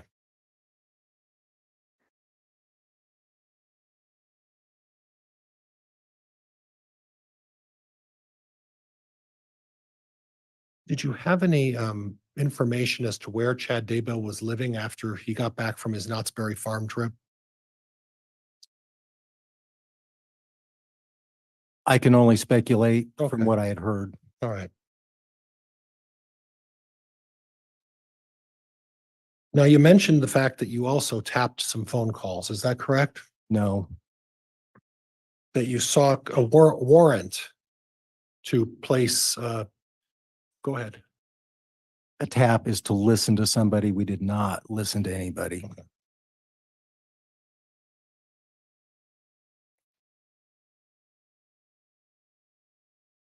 Did you do any location? And I don't know what the proper word is. The warrant that you searched to be able to do a location on someone's phone like you did in this particular case. What's the term of that again? I'm sorry. Tap and trace. Tap and trace. That's right. I thought I had the first word right. So did we happen to do a tap and trace on Melanie Gibb and David Warwick's phone as well? No, Okay.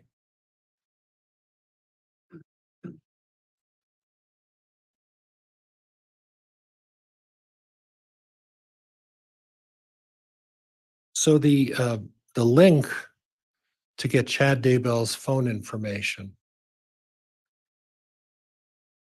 that was based on the fact that you saw Chad and Lori holding hands at the Hobby Lobby and that they were married at that time, correct? can you give me a little more than link? All right. The reason for the search warrant to get Chad Daybell's phone is that he was married to Lori Vallow, correct? Yes. There was no indication that he had any involvement in the disappearance at that time of JJ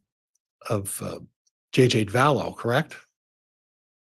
Other than he wasn't responding to our requests. Well, he wasn't responding to yours because you didn't call him, right? Well, I believe attempts were probably made to his phone, not by myself. Okay. And the question is that you said probably. So you really don't know the length and extent of what was taken to contact Chad Daybell, do you? That's right. So when you testified earlier today, when you said attempts were made to contact Chad Daybell, you really don't know what the attempts were made, do you?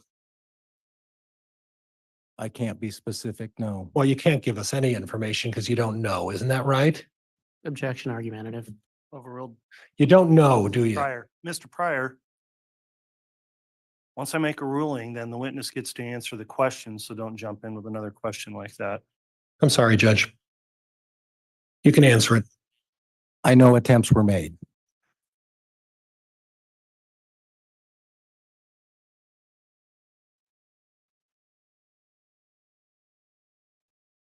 Now, on the subject of cell tower information, cell tower information coverage is really designed to show a phone company has an area, specific area covered, correct? Roughly. And it's not a way to locate where a device is. It's not appropriate to use cell tower coverage to show where a phone is in a particular location, is it?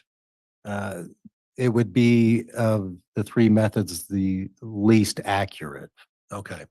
Well, the least accurate would be there's cell towers that are shooting down a coverage area, and what the least accurate is that that's showing that potentially the phone's in that designated area that covered by the cell tower, right? Of three areas, yes. Right.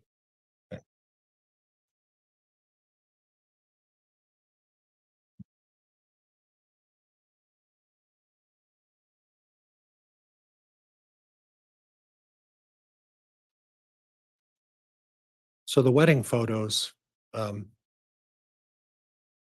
it's not unusual to have photos of a wedding, is it? No, And you don't know on that thumb drive that you said the family pictures of Mr. Daybell, you don't know whether those were copied to another thumb drive, do you? I do not. And just the photos of themselves are not anything peculiar or particularly alert to anything, correct? Are you talking about the wedding photos? Wedding photos, yeah. No, And did you research why people use malachite? it has something to do with spirituality and other things. Okay.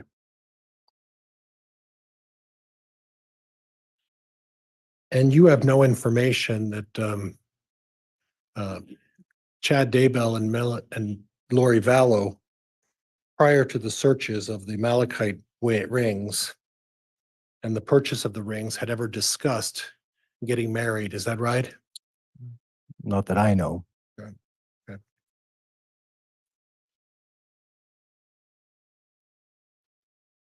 Judge, could I have one moment, please? You may. Thank you, Your Honor.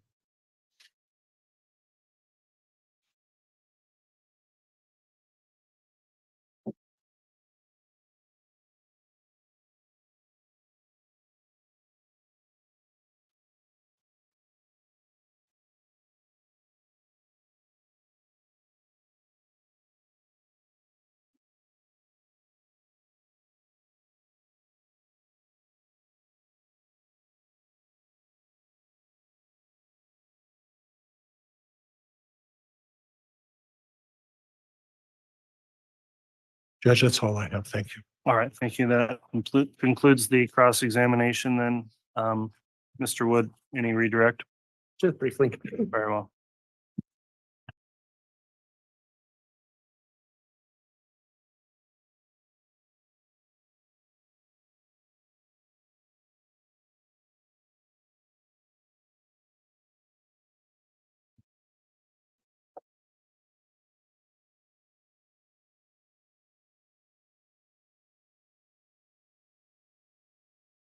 Detective, you were asked about doing a search on Melanie Gibbs' phone and David Warwick's phone. Correct? Correct? You testified earlier about a geofence. Yes. Did Melanie Gibb or David Warwick's phone show up in that geofence? No.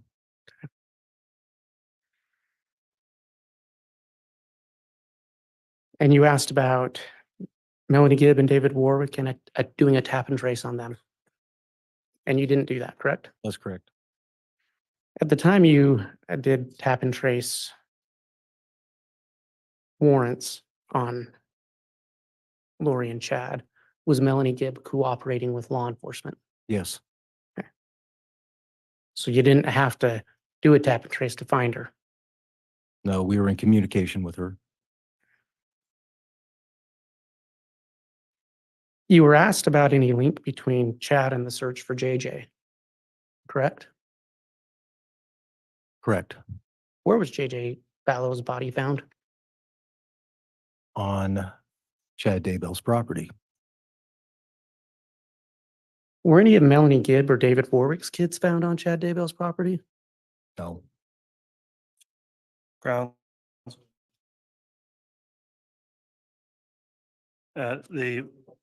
The objection's untimely, overruled.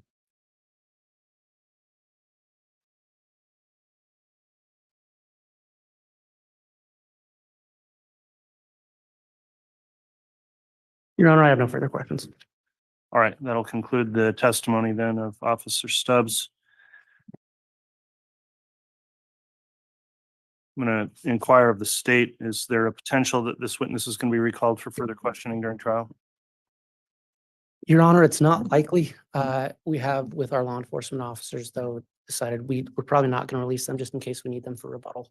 Okay, well, in that case, then Officer Stubbs, you are still subject to the court's exclusionary order, so please don't follow the trial or watch the trial in any way after you step down in case you're recalled, unless you're advised by the prosecutors you can do so. If you are recalled, I'll be inquiring on whether or not you've abided by that instruction.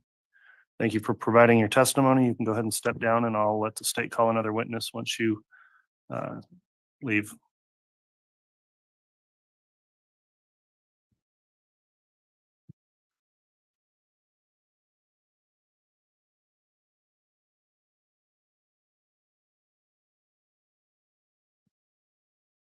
Your Honor, if the state would call Steve Daniels, I do need to confer with my team about something really quick, but we would be calling Steve Daniels. Okay, take a minute to do that.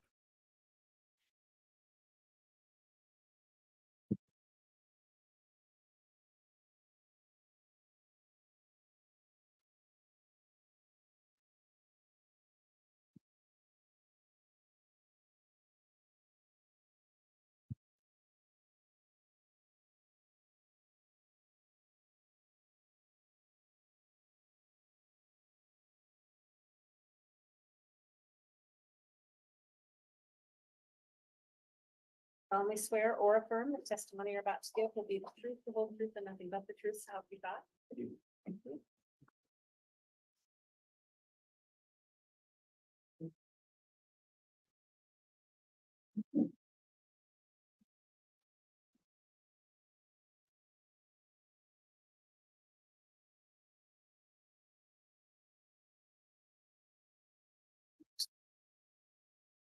Okay, the witness has been sworn. What title do you prefer, Mr. Daniels? Agent. Okay, thank you. Agent Daniels, there's an exclusionary order in this case, meaning people testifying are not permitted to view testimony of those that testified before. And the case has been live streamed as well as open to the public. Have you viewed or watched or in any way observed trial testimony since this case began? No, I have not. Okay, have you discussed with anyone else the testimony they've given during trial? No, I have not. All right, with that declaration, then Mr. Woods, if you'd like to proceed with your direct, you may. Thank you. Can you please state your name and spell your name for the record? Steve Daniels, last name Daniels, What is your occupation? special agent with the FBI. How long have you worked for the FBI? I've worked for the FBI for 26 years approximately. At any time in your work with the FBI, were you a part of the evidence response team? I was. What is the evidence response team? The evidence response team is basically the crime scene investigation team. We do forensics for the FBI. How does someone become a member of, now the evidence, we're saying evidence response team, can we call that ERT? Yes, we can. Is that how you normally refer to it? Correct. Yes. To shorten the time, how does someone become a member of ERT? And real quick, approximately 1 year ago, I stepped off of our ERT team. Okay, so you're no longer a member of ERT. Correct. When did you become a member of ERT? I was on ERT and off ERT. My original entry on ERT was approximately 2001. How does a member of the FBI become a part of ERT? Once you become an FBI employee, then there's a hiring process to become an ERT member, like an internal process to become a member. Okay, and what training is necessary for that? Once you become an official ERT member, then you get to go back to Fredericksburg, Virginia, and you receive an 80-hour ERT training, a basic training. And at that basic training, that's where you kind of learn the original beginning policies, procedures, how to process crime scenes, how to execute search warrants, that type of thing. And did you complete that basic ERT training? Yes, I did. Is there advanced training available for ERT members? Yes, there's a lot of advanced trainings after you get the 80-hour basic course completed. What, if any, advanced trainings did you complete as a member of ERT? I've completed a lot of advanced trainings. I think the one that's relevant today would be the Recovery of Human Remains course. And I completed that one approximately March of 2014. And at that course is held at the University of Tennessee in Knoxville. And that's a course, it's a 40-hour course. And you have to complete the basic ERT course and another course, advanced course, before you take it. And the pertinent things are, that's the course where you're taught by certified experts from the University of Tennessee how to process human remain recovery sites. So how to collect those sites, how to process the sites. They have a large area where they actually have human remains. And during the course, and it kind of varies, but you get to excavate approximately 4 to 5 burial sites. So my course, we excavated approximately 4 human remains sites during the course. And then at the end of your excavations, your team members or each team will present those, their excavations, what they did, how they did it to each other. So you kind of learn from that. And then besides that, in this area, there's other human remains that are at various states of decomposition. So throughout the course, you kind of learn how the human remains, how they decompose under different circumstances, different variables, and that's all part of the training. And you completed that training. Correct, in 2014. Have you, other than this case, ever participated in the recovery of human remains? Yes. So since 2001 to approximately a year ago, I've participated in many different circumstances of recovering human remains. At any time, did you hold a leadership position within ERT? Yes, What was that? when I left ERT, I was the senior team leader for the evidence response team out of Salt Lake City, Utah, out of the Salt Lake City division. And our division covers the states of Utah, Idaho, and Montana. Were you involved with a search of the Chad Daybell residence on June 9th and 10th of 2020? I was. What was your involvement there? I was the ERT senior team leader for that search. And who asked you to be a part of that search? Approximately 1 week prior to the search, a local FBI case agent from the area contacted me and informed me that there would be a search warrant execution on the Chad Daybell property. And one of the things we'd be looking for would be human remains. And do you know where Chad Daybell's residence is located? Yes, Where is that? it's in Fremont County, Idaho, and I'd have to look up that address now. I can't remember the exact address. That's okay.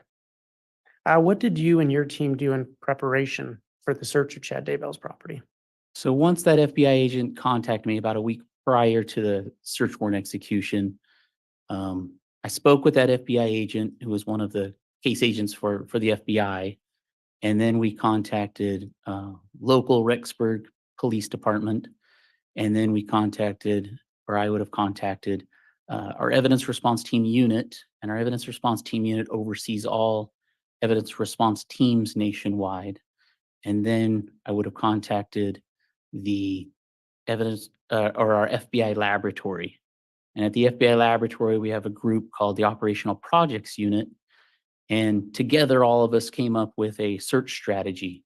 So we kind of pulled our resources together, talked about this case, this search, this execution, and then the Operations Projects Unit was able to give us some satellite imagery of that property. The case agents, the local police were able to provide us with some information about the case. One of the things was like telephone information, text message information, and we kind of put that all together to come up with a plan. So we had a little bit of prior knowledge before we got there. So we kind of had a little bit of an idea of what we wanted to do. When did you arrive on the Daybell property? It would have been June 9th of 2020, and it would have been sometime after 7 a.m. What was the first thing you instructed your team to do? Since we had a week of preparation, we had approximately 8 ERT team members, official team members on site. So given that week of preparation, our team members were pre-assigned roles. So we kind of all had at least an initial role or responsibility prior to arrival. So some of those roles would have been to start a crime scene sign-in log, start overall photography of that crime scene. And that just involves getting as-is photos of what that property looks like. And we had a plan in place for how we wanted to start with some priority areas. And then I would have been starting my own log. I have an administrative log that I do. And one of the things, my responsibilities as a team leader is to do a walkthrough. So just doing a survey walkthrough of that property to see what we're actually dealing with now that we're there. And those are some of the initial things. And I'm sorry if I missed it. Did you designate priority areas for search? We had a couple priority areas. So one of our known priority areas from the aerial imagery that we looked at ahead of time, like satellite imagery, we knew there was a fire pit on the scene. So that was a priority area for us for sure. So two of my ERT team members, they were designated to find the fire pit or go to it since we knew it was already there. And they were designated to further assess that fire pit. We knew from the aerial images that there was a fire pit, at least from whatever date our images were from. But we needed to, once we got there, we needed to see, what does this fire pit actually look like? Could it have been somewhere else on the dates that we were really interested in? Which the dates we were really interested in were, what did this fire pit look like in September of 2019? So I had a couple team members that were just designated with, once we get there, go straight to the fire pit, trying to assess, what is it? What are we dealing with? Is there anything else in that area? And so we had two people designated to that for sure. We had a text message that talked about burying something in a pet cemetery. So we knew that there was some kind of pet cemetery supposedly on the property. So one of my jobs was to try to figure out, where is this pet cemetery? So that was something we didn't know, but we wanted to try to assess that and see if we could figure that out. So that was something I'd be looking for once we got there. And then we had a telephone ping that showed one of the suspects in the case. We had a few, 3 or 4 telephone pings on the property from that September of 2019 time of interest that we had pre-placed on a kind of a satellite image of the property that gave us a few indicators that in September of 2019, these persons were in these areas on the property. So at least that gave us an idea of, hey, let's at least go check out those areas to see if there's any discrepancies, anything interesting in the vicinity of where those telephone pings were at. So we had a couple of those areas that we for sure wanted to go check out. And one of those was northeast of what we assessed to be some kind of pond on the property from those aerial imageries. Your Honor, I apologize. May I have a brief sidebar with counsel in the court? Yes.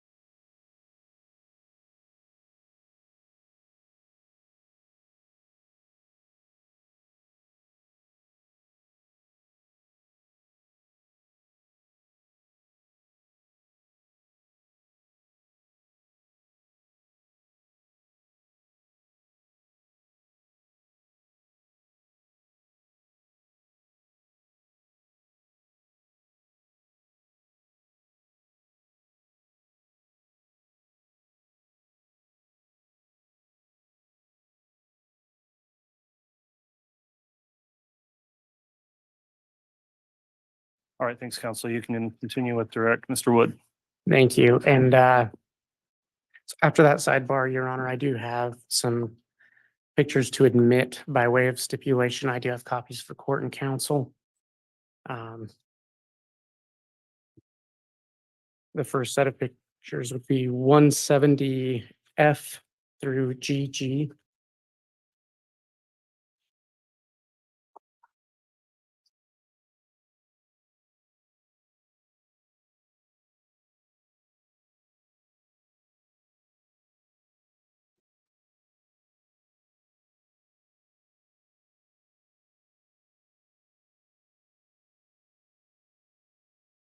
And I, by way of stipulation, move for those to be entered into evidence. Any objection to 170F through GG? Okay, exhibits 170F through GG are all admitted. The next set of photos is 170 QQ through 170, or I apologize, 170 V through 170 QQ.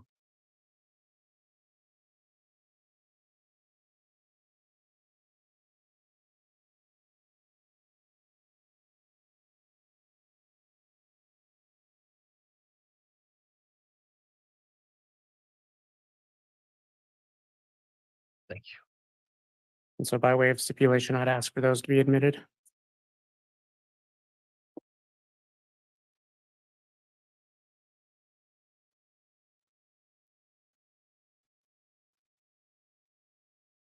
Any objection to 170? Was it V through QQ? V through QQ, V as in Victor. Any objection to those? If I could just have one moment, Judge, please. You may.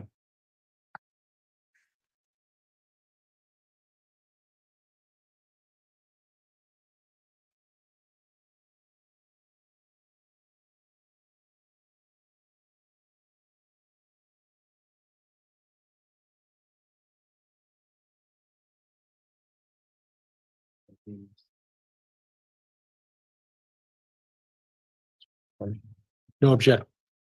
No objection, Judge. Okay, Thank you. And the next set would be 170 WW through 170 XX. all right, for the record, then 170V through QQ were admitted. 170WW through XX, I'll review those next.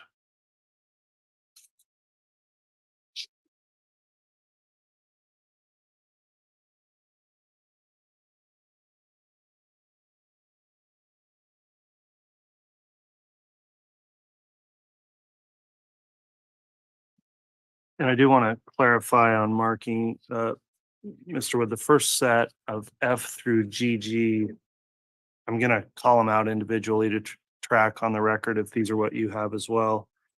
These were admitted, but it's 170F, 170G, 170H, 170, and it goes to 170X, 170W, 170V, 170U,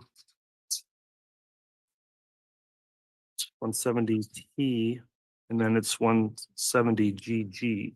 Yes. Okay, And I understand they are not necessarily exactly in an order, but that okay, is what they are. because the second set would appear to overlap through the first, but they don't. So we'll track those. And again, when they're admitted and for the jurors, they're not necessarily all inclusive of those numbers in between or letters. So we'll make sure that's clear, but there's a third set now, which is WW through XX. Have you had a chance to review those, Mr. Pryor? I have, Judge, and there's no objection. Okay, so the set of pictures 170 WW through XX are admitted. And if they are to be published, Mr. Wood, any of these, please reference them clearly on the record. So we're tracking which ones are being published. Okay. And then, Your Honor, the next set of photos is 170 YY through 170 JJJ.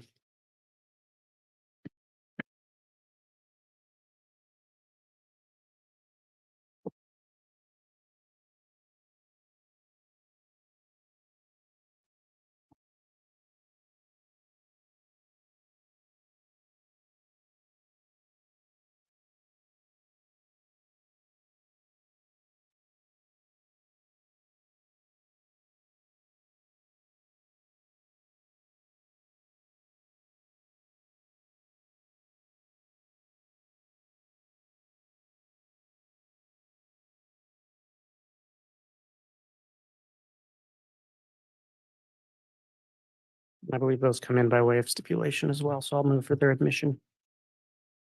All right, Mr. Pryor, have you had an opportunity to review those? Yes, Judge, and there's no objection. Okay, the photographs that are contained in what's marked 170 YY through JJJ are admitted. And again, as you reference those throughout testimony, Mr. Wood, please clearly indicate which ones individually are being referenced. And then, so I have two more sets.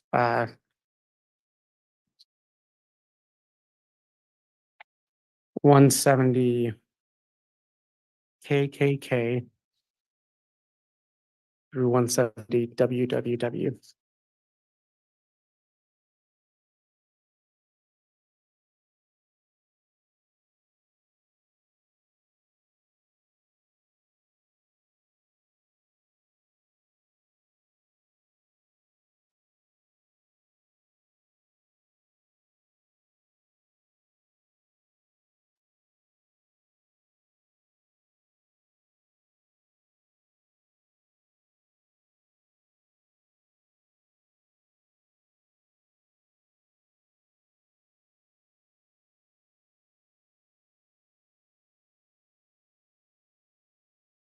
And if there's no objection, I'll move for the admission of those into evidence.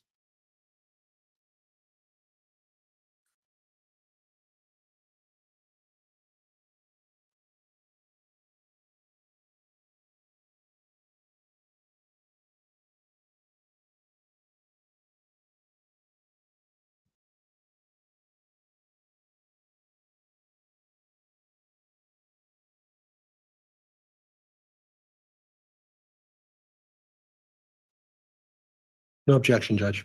Okay, exhibits 170 KKK through WWW are all admitted also. Thank you. And then the last set, Your Honor, is 170A through 170U.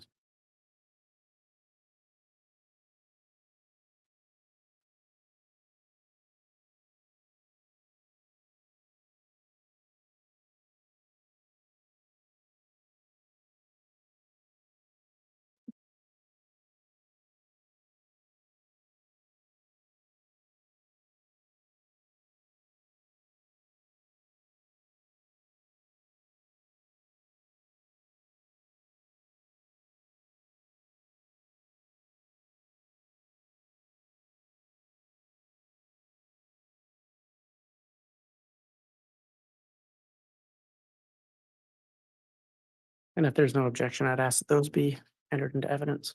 And if I could just have a moment, Judge. You may.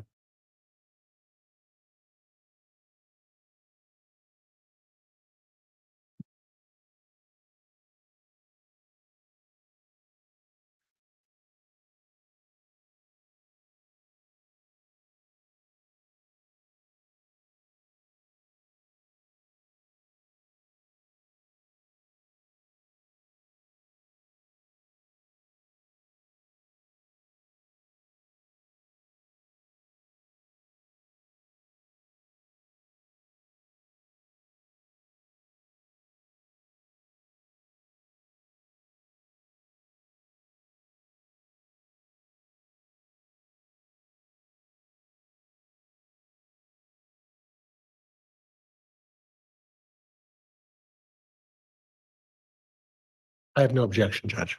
Okay, then 170A through U are also admitted. And again, council will ensure that on the record and the way they're entered, eventually the different sets are individually entered as exhibits.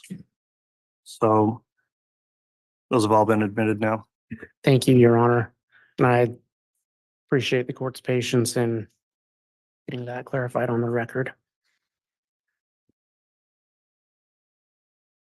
Agent Daniels, those pictures were you able to look at those pictures as they were entered into evidence? I was. And do you recognize those pictures? I do. What are they? Those are the photographs that our ERT photographers took while we were there on June 9th and 10th of 2020. And did you work with other members of the FBI to create an interactive exhibit that detailed the work that you did you and your team did on the Daybell property on June 9th and 10th, 2020. I did. I worked with our total station, our Salt Lake City total station operator. I worked with our Salt Lake City Faro scanner operator, and I worked with the operational projects unit. That's our unit at the FBI laboratory in order to come up with an interactive. And you mentioned total station. Can you just very briefly describe for the court and the jury what a total station is? So total station is just a measuring device, and it's a point-to-point measuring device. Sits on a tripod on one end, and on the other end, it has a pole, and at the top of the pole, there's a prism. And on the end that's on top of the tripod, it shoots a laser to the end with the pole with the prism on top. And then that laser will shoot back to the tripod end. And like I said, it's really good for longer distances, and it's a point-to-point measuring tool. So the team can kind of dictate which pieces of evidence or objects it shoots in or measures. So in a scene like the one we'll discuss today, it's good at outdoor scenes. It's good at long distance measurements. It's good at measuring perimeters or grids. And we'll discuss that today later. Is it fair to say, is it somewhat similar to a surveyor's tool? Yes, it's similar to what you'll see road construction crews using on the side of a road when they're shooting in longer distance measurements. And you mentioned a Faro scanner. If you just briefly describe for the court and the jury what a Faro scanner is. And the Faro scanner is another measuring tool that we'll use on our crime scenes. And it's also sits on a tripod, but there's just one measuring tool on the tripod, and it has a laser also, but the laser that it emits is directed by a mirror that spins on it, and it has a coverage area, horizontal coverage area of 360 degrees and a vertical area of 300 degrees. And as it rotates, it will shoot thousands, of measurements at a time. And we can't really, wherever we set that scanner, we can't really direct what it's picking up, but it's really good at scanning a lot of areas as it scans. And then we'll just move that around. And for this scene, we did just over 40 scans. So it's when they kind of complement each other. So it's really good using them on these scenes. You talked about the total station of the Faro scanner. Is the data collected by that voluminous? Yes. Okay. And this exhibit that you worked to create, was it created to summarize the voluminous data you collected through photographs, total station, Faro scanner? Was it used to summarize that in a way that is presentable to a jury? Yes. So there was a lot of data that was collected from all of these tools, and that all was presented to the defense and prosecution teams. And then this exhibit was meant to just summarize everything and make it as easy possible for everybody today. And would that exhibit make it more convenient to provide your testimony rather than bringing in every Faro scan, every total station measurement? Yes, it would. Your Honor, based on Idaho Rule of Evidence 1006,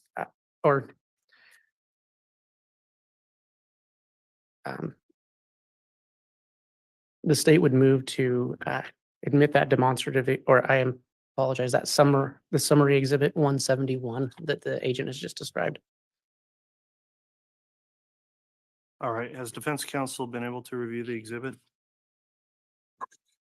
Yes, Judge. Is there any objection to the admission of summary exhibit 171? With the understanding, Judge, that it's being offered as a summary of this officer's testimony. All right, without objection then, and pursuant to Rule of Evidence 1006, the exhibit is admitted. In Your Honor, may I publish? Yes. And just for the court's information, that exhibit is on a thumb drive. Okay, so it'll be marked with the corresponding 171 Yes. designation. Okay.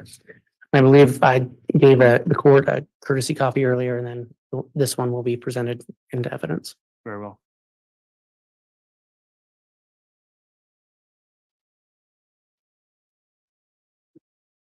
Agent, is this the exhibit you prepared? Yes, it is.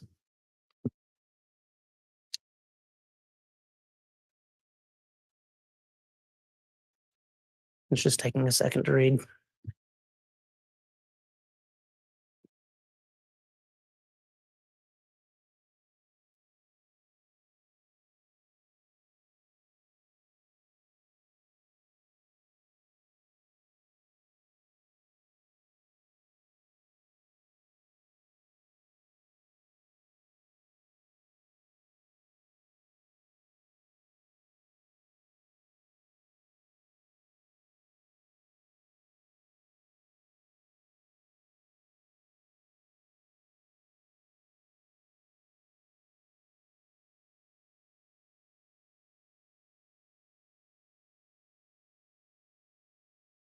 Your Honor, I apologize. I appear to be having a small technical difficulty. I'm going to try and reboot this. Okay.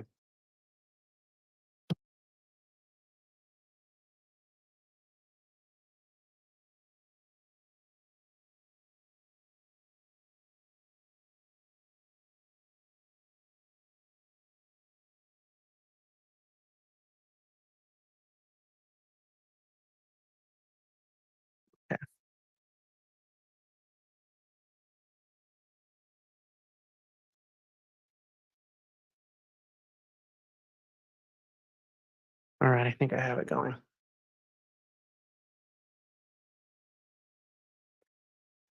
Agent, can you describe to the jury what they're seeing right now? So this opening screen just shows the city of Rexburg to the south, and then north is going to be to the top of our screen on all of these. And then our Daybell property, Chad Daybell property is going to be up to the top here. And then I think the only thing else to mention is that on June 9th in the early morning, our ERT team staged at this Salem church as local law enforcement secured the Chad Daybell property prior to our arrival.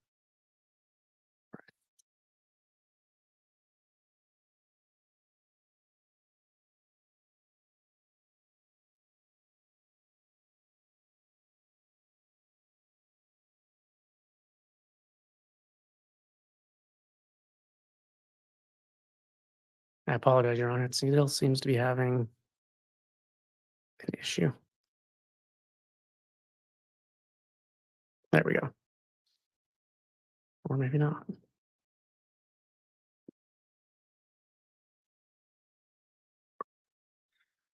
Your Honor, I do apologize for the technical difficulty. I'm going to try and reboot this one more time. And if it doesn't work, we have an alternative way of presenting it through him. Judge, could we approach this area so quickly? A sidebar.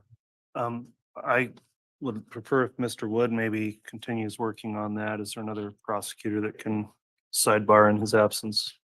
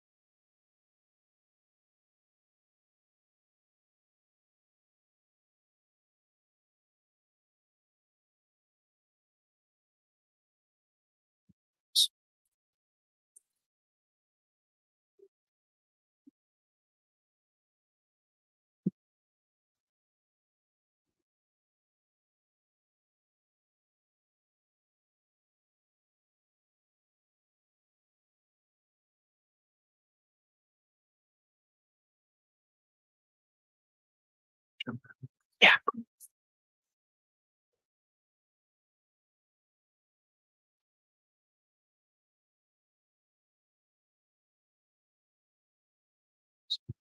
So your memory's not terrible.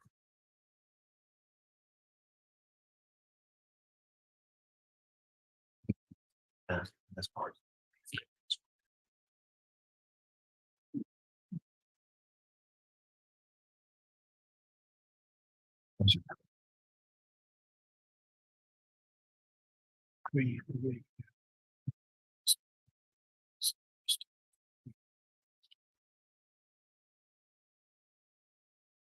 Why can I do with all of that? So and is stipulated that does not only include stuff, it doesn't include Alan's garage now. It doesn't, you're one of those.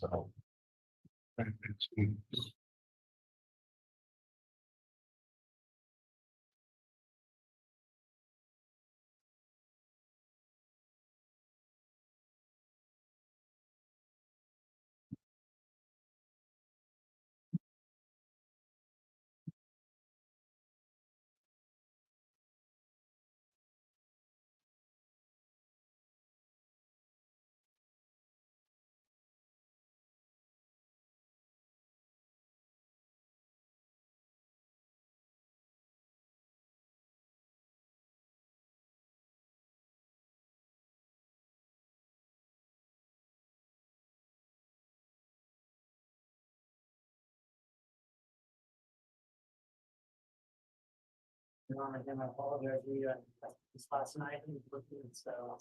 I understand.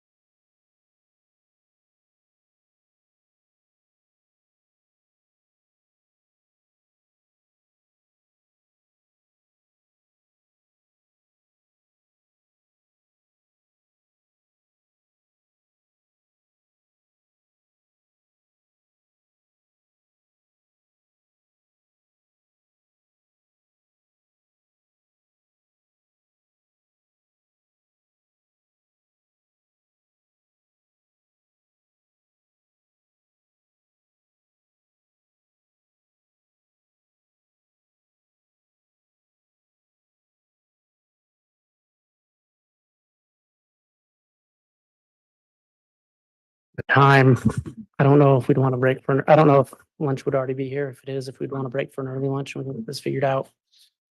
If you think it's going to be some additional time, that's probably the best choice at this time.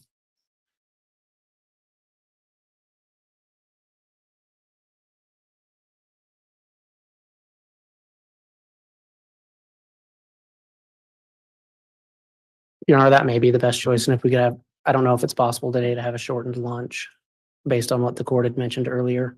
Okay, let's try and do that. We'll break for lunch at this time. It's 1:45 p.m. I'd like to try to get back on with additional evidence at 12:30 if possible for a 45-minute lunch recess. Hopefully that's enough time to get lunch to the jurors and allow everyone to take the necessary break. So we'll break now for the lunch recess and we'll resume back, hopefully starting back up at 12:30. All right, please. So.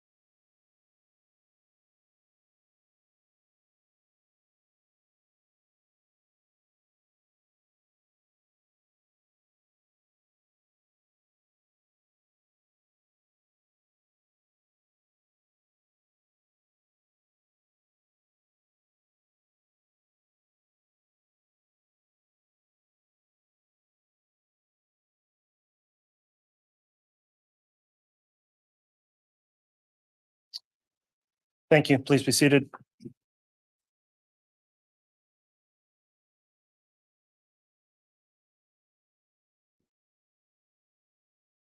All right, if we could have the jurors brought in, please.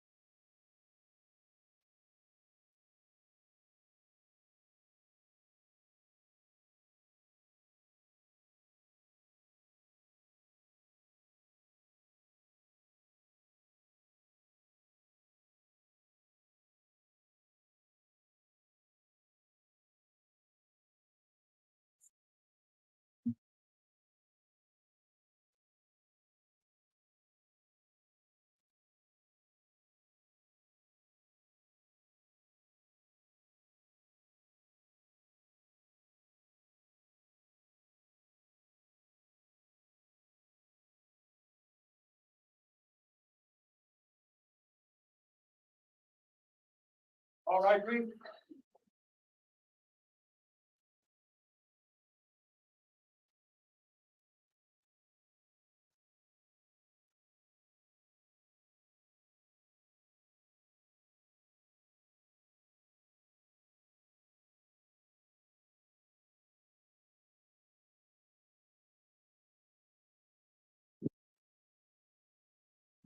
He's our president, County Court, Your Honor. All right, thank you. Please be seated.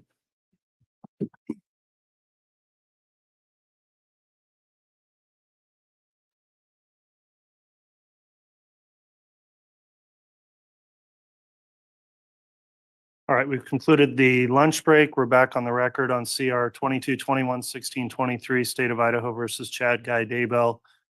Agent Daniels is on the stand in direct examination. I'll remind the agent he's still under oath for his testimony. And Mr. Woods Mr. Wood is continuing with direct and had an exhibit you were working on that I understand is functioning now. Is that right? Yes, and I thank the court for your patience. Okay, thank you. If you want to go ahead and continue with direct, you may. All right, if I may publish to the HDMI. Yes.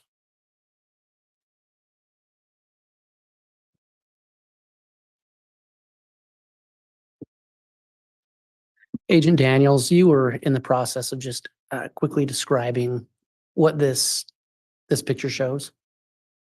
On the bottom, it just shows the city of Rexburg, and it shows the Salem Church where the ERT team staged the morning of June 9th, 2020, prior to the search warrant execution. And at the top, which is north, and it'll be north on all of the pictures that we show, it shows the Chad Daybell property.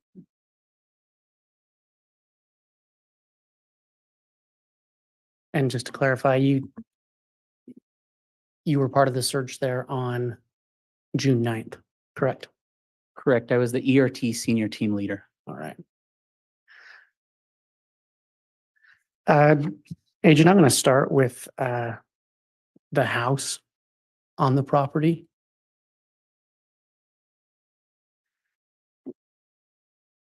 Can you describe what you see in this picture? And Your Honor, this is State's Exhibit 170 VV. This is just an overall photo showing the front door of the residence, which is located on the west side of the property. Okay. And can you explain what you saw in this picture and where it was taken? This is just a vantage point photo, and it was taken on the second story level of the residence, which is right about there. And the picture is taken outside of this window, and it's just looking towards this large tree. And that's in the area of where we found J.J. Vallow's human remains. And then in that photo, you see a trailer there, and that's not typically there. That's a law enforcement trailer. And where was this photo taken from? This is another vantage point photo from that same window on the second story of the residence. And I'm pointing to it with my laser pointer. And it's just showing, we've just changed directions a little bit. So now it's showing some of the outbuildings. We call them outbuildings. So a chicken coop, another shed, and then there's a larger garage or barn in the background. And just past that garage is where we found Tylee Ryan's human remains. And then over to the right, I'm trying to point to it with my laser pointer, and this area is the area of where the fire pit was located. And then there's another law enforcement vehicle right here that typically isn't there. And with these vantage point photos, we're just trying to show the perspective. If you were a resident in the home, these are some of what you would see looking out of the home. Judge, could I have a listing of what picture number that was last? That was 170TT.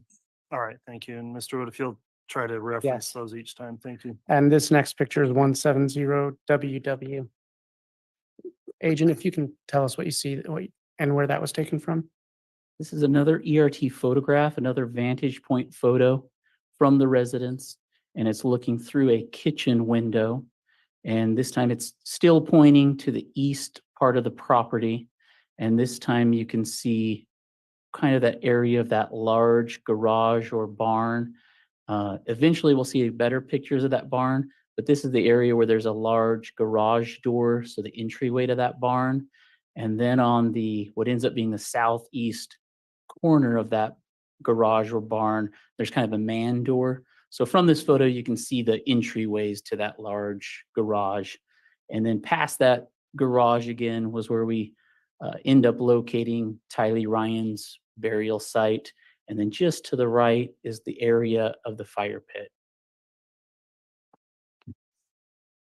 And Your Honor, this photo is 170SS. If you can just briefly describe where that was taken from and what you see. This is another ERT photo, and it was taken from one of the bedrooms on the southeast portion of the residence. And it's another vantage point photograph. And as you look to the east of the property, again, you can see the outbuildings, the entrances to those outbuildings. You can see the entrance to the garage. There's a garage door in this area where I'm pointing. And then there's a man door. Can't really see it, but it's in the southeast corner of that garage or barn. And then you can see the top part of the large tree. And in at the base of that tree in that area is where we found J.J. Vallow's remains. And then just past the large garage is where we found Tylee Ryan's remains. And just in this area is where the fire pit's located. And Your Honor, I misspoke. That was picture 170XX. Okay.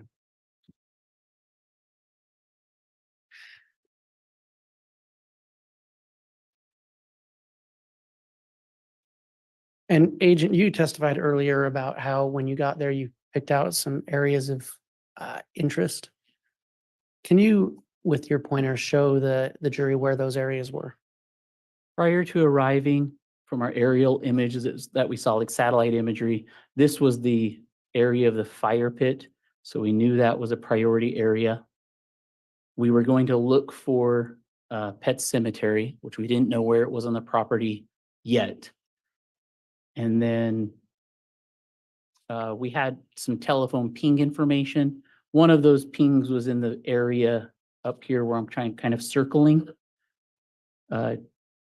JJ's human remains end up being found where that orange rectangle is. And our Pet Cemetery ends up being found in this area right here. And that square ends up being Tylee's burial site. But at the time, prior to arrival, we didn't know that was going to be exactly that was going to be Tylee's burial site. We didn't know exactly that was going to be JJ's burial site.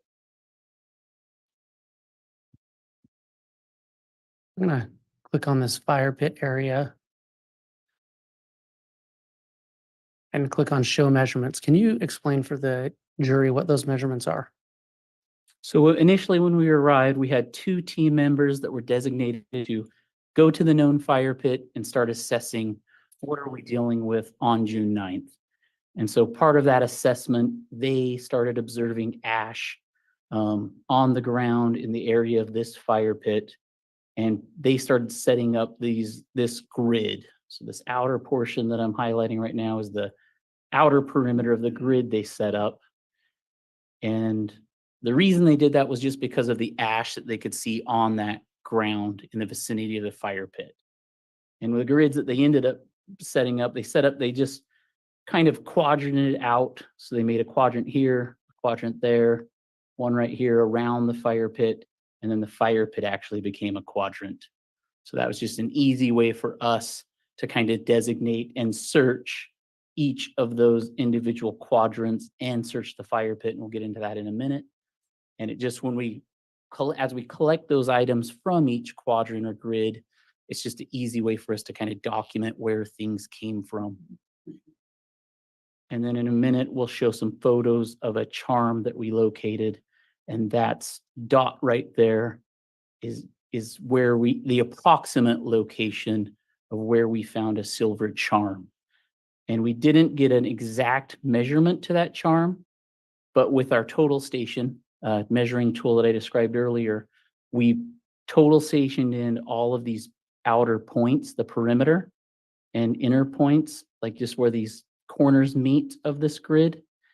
And with our operational project unit was later able to take a measurement from that northeastern corner and then take a measurement. This fire pit ring ends up being center blocks.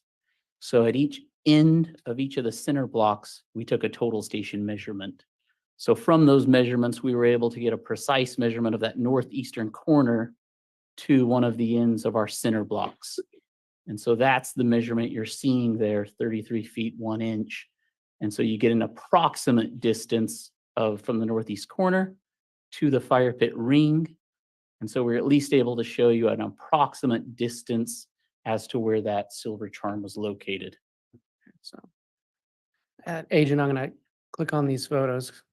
And Your Honor, this photo is 170CCC. Can you explain for the jury what this vantage point is? This is just an overall photograph showing an as-is photo. And in this photograph, once we were there, we could assess that this was an area, or I was able to assess that, hey, this is probably where our pet cemetery is.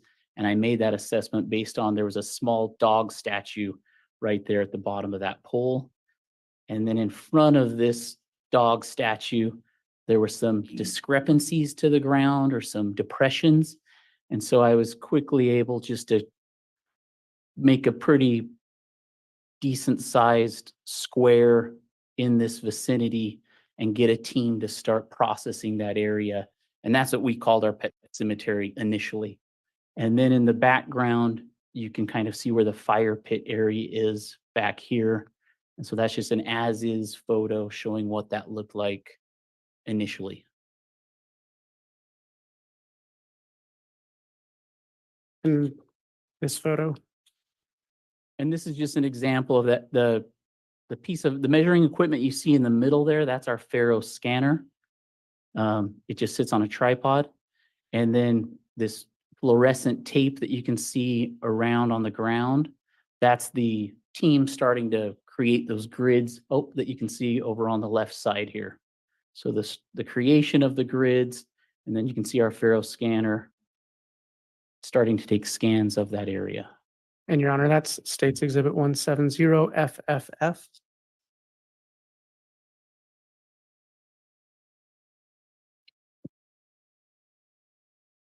And this is States Exhibit 170BBB as in Bravo. And Agent, can you describe what you see here? And knowing that there was a fire pit and knowing that that could be a place where we could potentially find evidence, we processed this fire pit, and we wanted to show this photo just to talk about that a little bit. So this is an as-is photo of what this fire pit looked like when we arrived on June 9th. And the way we're going to process this fire pit is we're just going to process it layer by layer. And I'll probably say that a lot today, but we're going to process this layer by layer. We're going to take that initial top layer of tree branches out of there, look through it for evidence. And then eventually when we start getting to the soil and debris that's in the fire pit, we'll start processing that soil and debris. And we've got a particular way that we'll process that. We put a tarp down, and then we have sifters. So we have wooden sifters, and within these sifters, we have wire mesh. And then on top of that tarp, we use 5-gallon buckets. And so eventually we'll get shovels and usually end up scooping out the different soil, the layers of soil into these 5-gallon buckets. And then it's a team effort. So the team members will start taking the soil to the sifters. And it's usually at least a 2-person operation. One person's required to operate the sifter. You kind of have to shake it back and forth. And at least one person has to pour the 5-gallon buckets of soil and debris into the sifter. And then you start watching to see what you're collecting. And then we'll start, if there's anything valuable that shows up, we'll start collecting that. So that's kind of a quick explanation of what that process is like. And that sifting process is done at the fire pit. Eventually, when we start identifying the burial sites, we do a sifting process at JJ's burial and at Tylee's burial. So that's a common sifting process that's done throughout this scene this day, or these days. Your Honor, this is photo 170 AAA. And Agent, can you tell the jury what's going on in this photo? And this is just, we're continuing that process I just described. So those tree branches are obviously gone. We're at a new layer. And then we're just continuing to go through these different layers. And that process I just described would be happening. And then as we're going through that soil and we're sifting the soil, we're going to start collecting evidence. And we'll start to see some photos of that in a minute of what we start collecting. And then this just is just closer to being finished processing the fire pit. You can see that we've finally taken a rake. You can see the different lines through the soil. So we've raked a lot of that final layer. We've removed even the center blocks. So we've kind of getting close to completion here, but that's what it looks like kind of when you're done. And then a lot of the outside grids, they most likely didn't have any sifting done in those outside grids, but this raking process was probably done on those harder surfaces, and usually just a visual inspection of the harder surfaces with some kind of raking tool is all that would be required to see if you can see any evidence. All right. And Your Honor, that was photo 170ZZ. Detective, what is, and Your Honor, this is photo 170YY. Agent, what did you observe in this photo? This is a Pura Vida chain that was collected from the fire pit. So from that sifting operation that we did, this is one of the important pieces of evidence that we collected. And so this is the type of things that you will find when you do those, sift through all of that soil and debris. And then other things that were collected from the fire pit were possible bone fragments, possible organic material. There was at least one possible fabric piece and a possible cloth piece. And I'm using possible because at the time we're doing this out there, a lot of the smaller things that we're finding in fire pits, we can't make the determination on scene. So for a lot of that stuff, we'll just collect that, and then later we'll send that to a laboratory to get determinations. Judge, can I voir dire a native objection? You'll have to wait till another question now, Mr. Pryor. And Agent, what did you observe in this photo?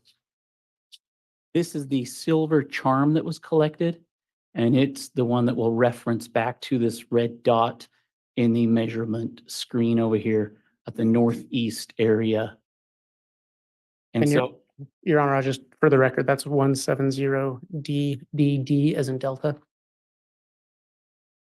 and as the team was setting up this grid, this was one of the first pieces of evidence that we collected on June 9th. As they were setting up this grid, they observed that silver charm just outside of our grid perimeter.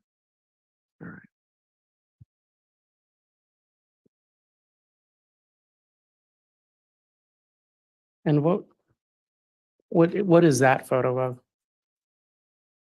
This is just a closer view of that charm in place on the ground. Thank you. And Your Honor, that's 170 GGG. And what do you observe in this photo?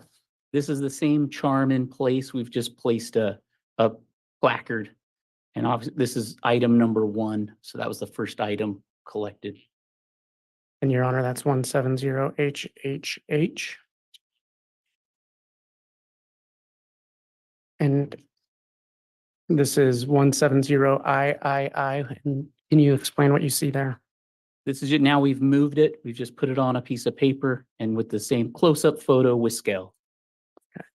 Your Honor, the court has States Exhibits 175 and 273. We'd ask that those be provided.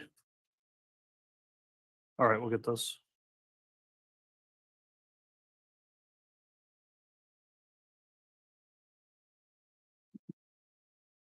And then while they're getting that, if the state could be handed States Exhibit 6.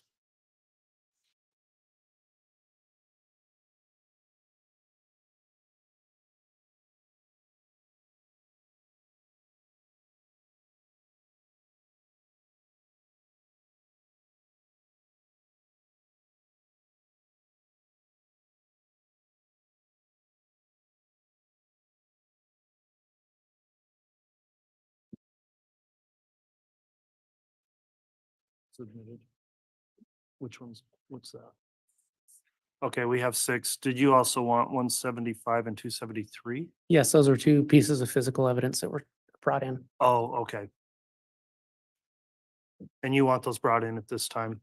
If that's possible, Your Honor. Yeah, yes. we can do that. So we've got some physical evidence that's going to be brought in at this point. I'll 273. ask the bailiff to please coordinate that.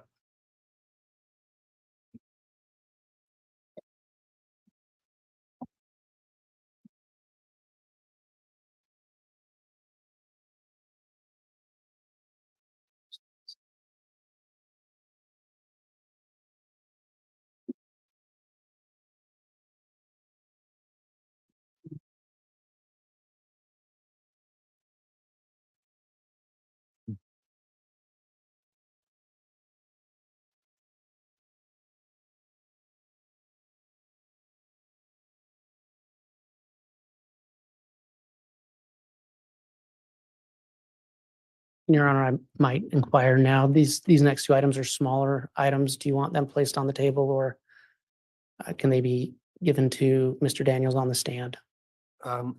Let's get them admitted first before they're handled, and then if they're smaller, I don't mind if the witness is able to handle them.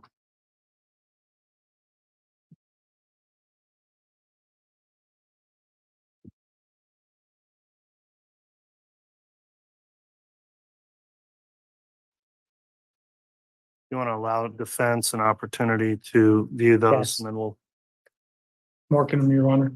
okay, thank you.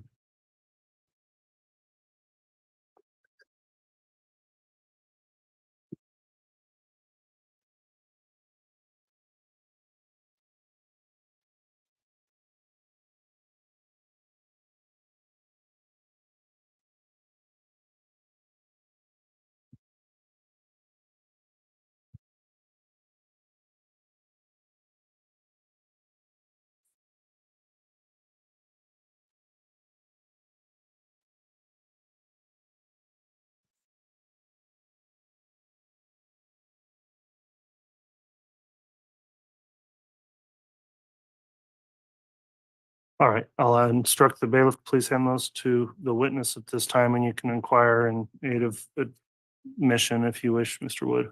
Thank you. Agent, do you recognize what's been marked as State's Exhibit 273?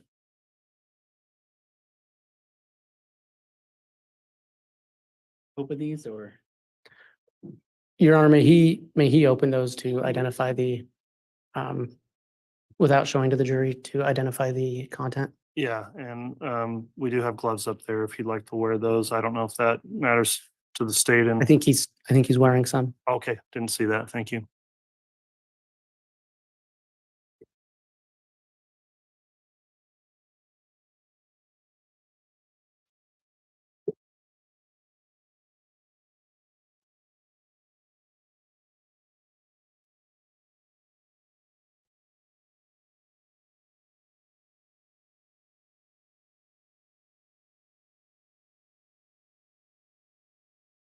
I recognize these.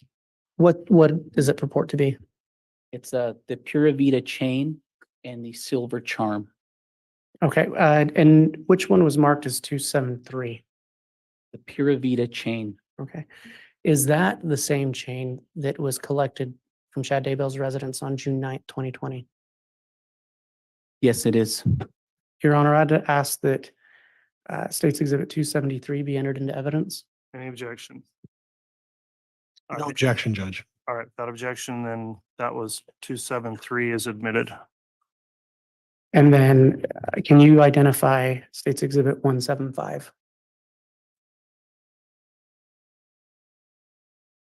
Yes, What does that purport to be? it's the silver charm. And is that the charm that you and your team recovered on June 9th, 2020? Yes, it is. You recognize it to be the same? Yes, I do. Your Honor, I'd ask that State's Exhibit 175 be entered into evidence. No objection, Judge. Very well, 175 is also admitted. And Your Honor, we'd like to show those to the jury. I don't know how the court would like that. We do have plastic baggies they can be placed into, so nobody's actually handling them. If you want the witness or the bailiff to show it to them. You can do that either way, Mr. Wood, or you could also probably project an image of them with the Elmo. Oh, that makes sense. Okay.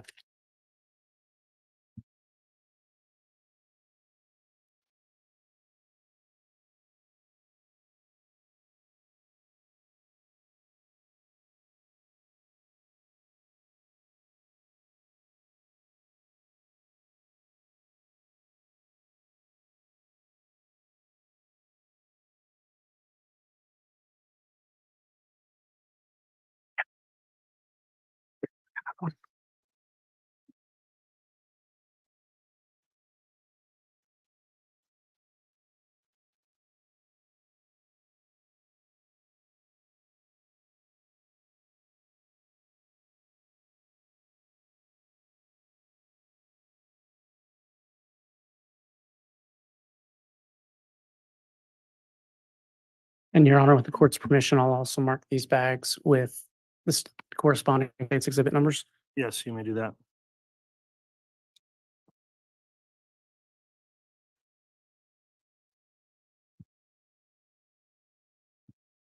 And may I publish by the Elmo? Yes.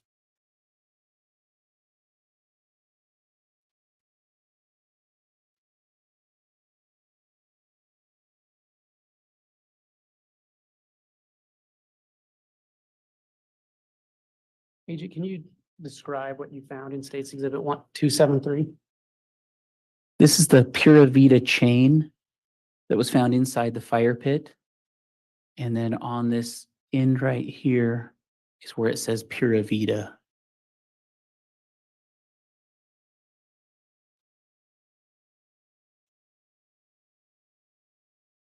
And was that actually in the fire pit? That was in the fire pit. And then the team found that when we were conducting the sifting operation that I described.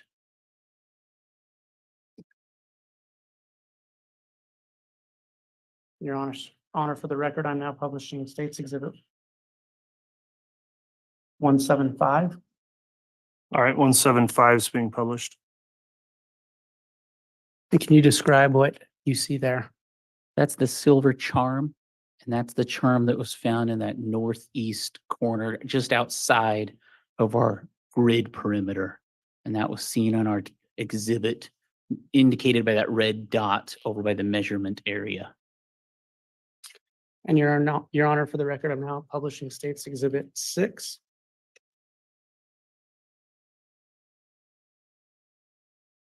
Agent, have you seen this image before? I have. Do you know who that individual is? Tylee Ryan? Do you see her wearing any jewelry? I do. Does that jewelry resemble or look like the jewelry recovered from Chad Daybell's property? It does.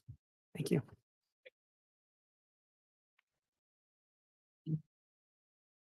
And Your Honor, if I can go back to the HDMI.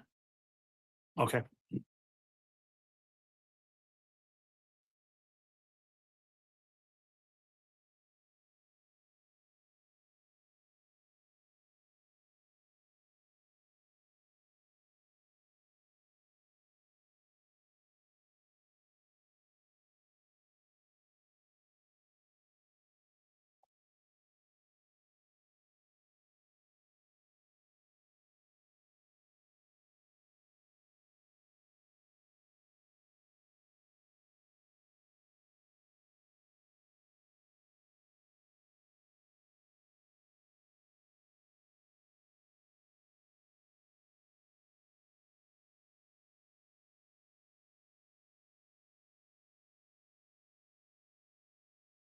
Agent, I'm going to click on this area that's marked as Site 2.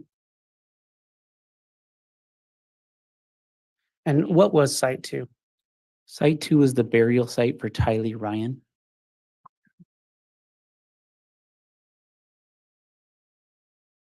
Your Honor, this is photo 170V. Agent, can you describe what the jury is seeing in this photograph? This shows our initial pet cemetery site, and I'm kind of highlighting it with the pointer. And you can see the dog statue. This was the area that was right in front of the dog statue that I initially said was the pet cemetery. We ended up finding a dog remains in this area right in front of the statue, and then cat remains in this general area. And we processed that area initially by hand, kind of doing a layer by layer approach. Once those remains were removed, we utilized this backhoe. And the backhoe in this picture has started to go deeper in our initial excavation of the pet cemetery. And now the backhoe started to expand that initial site and go north on the property. And that's what we're seeing in this photo, is that expansion northward. And what we'll end up finding is Tylee Ryan's burial site will be in this just north of that initial pet cemetery area. And Your Honor, I think at this point, you talked about turning off the Publishing of these photos. publishing of the photos to the public. Okay. This may be a good place. Going forward here, there's going to be some more graphic imagery in these photos. I am advised, and for that reason, they'll be shown and published if requested to the jurors and the parties. However, the court's going to prohibit their introduction on the live stream or otherwise to members of the audience attending. So we'll get the monitors set up in order to continue to publish these photos going forward. All right.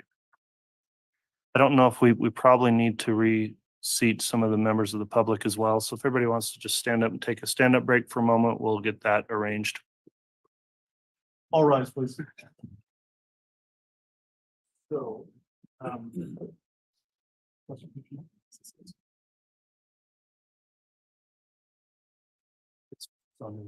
So folks, all seats are fair game at this point. We got to clear off from this side. So you can sit anywhere in this general area, even in that front row, right over there where it says reserve. So we can accommodate everybody.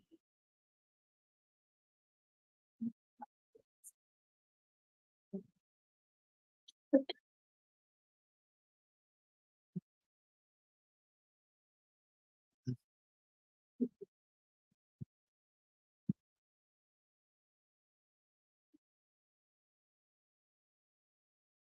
then once you are settled, you're welcome to sit down.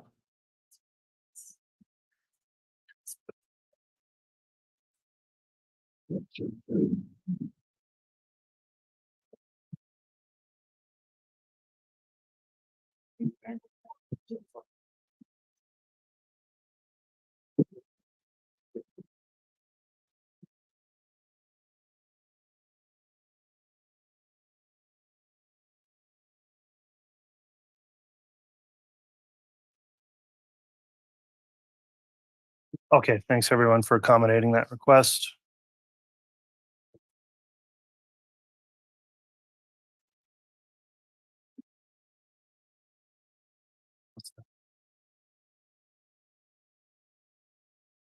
Are the jurors monitors working?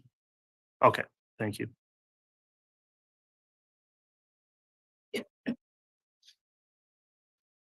You can proceed, Mr. Wood. Thank you. And Your Honor, this is photo 170W. Agent, can you describe what the jury is seeing in 17 or in this photo? As the backhoe is expanding northward from the pet cemetery, this is one of two vertebrae that were identified. And at this time, we weren't able to determine if this was a human vertebrae.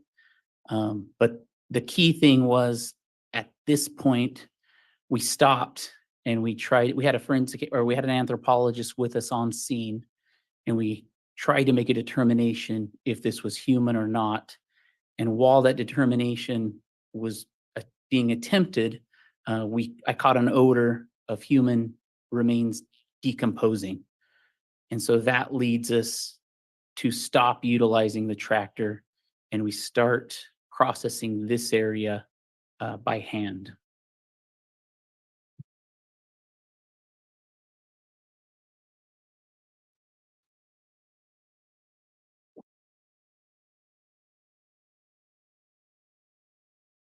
And Your Honor, this is photo 170X. Agent, can you describe what you see in this photo? This photo was taken around that same time frame that the two vertebrae were uncovered by the tractor. And once we smelt that possible human remain decomposing, and we saw those potential vertebrae that could be human remains, these bricks that are in the top portion of that photo, those were so close to this area. And at the time, we don't know yet if these are human remains. But if that is human remains, those bricks are close enough to where this human remains could be, that we decided we wanted to keep those, or potentially keep those as evidence. So this photo just shows kind of that initial, we may be onto something here. This photo just helps show that initial, our clue that we could be hitting human remains. And it's important to note that at this time, we had already found JJ's burial site. And when we get to JJ's burial site, he was covered with stones and cement blocks, or stones and cement. So we had an idea that it's possible her remains something could have been placed on top of her human remains too. And then in the middle of this photo, I wish I Agent, could if you point could to just, one moment, I need to identify this photo for the court, 170Y. And what did you observe in this photo? This is a photograph we took, and then it's important to note that I wish I could point to it, but in the middle of this photo, this is the other vertebrae that was discovered around this same time. So these were the two vertebrae that the anthropologist was trying to make that determination on, is this human or not? But again, at this time, we couldn't make that determination yet, but we decided to start using hand tools. Agent, can you see the mouse from my computer screen? Yes, Is this yes. what you were talking about? Yep, that's what I'm talking about. Thank you. And Your Honor, this is 170Z. Agent, what do you see in this photo? In the very middle of that photo, there's a larger white piece of bone. And that area ends up being Tylee's burial site. And Agent, I don't mean to interrupt you, but is this what you were speaking about Yes. with my mouse? Okay. And then I wanted to take a second on this photo and again, at this time, we couldn't tell, we weren't positive that these were human remains, but we were treating it like it could be, and we were going to start excavating. And I just wanted to take a second to how we process these scenes is we'll set a perimeter and then we'll start processing layer by layer. So try to take layer by layer and excavate the site, just so that we can hopefully tell the story. If these are human remains, we want to know how they were buried.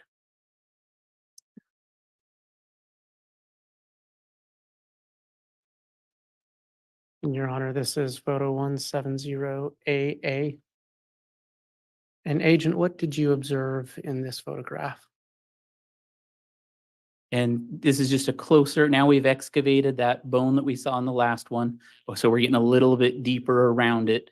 We haven't fully excavated it, but we're just getting deeper around it, trying to excavate it. So now you're starting to see flesh. You're starting to see some charred parts of it. And so the team's just attempting to make sense of what is this. It still doesn't have any, we can't associate or identify it with human yet. Our anthropologists can't say it's human yet. So we're just trying to excavate down.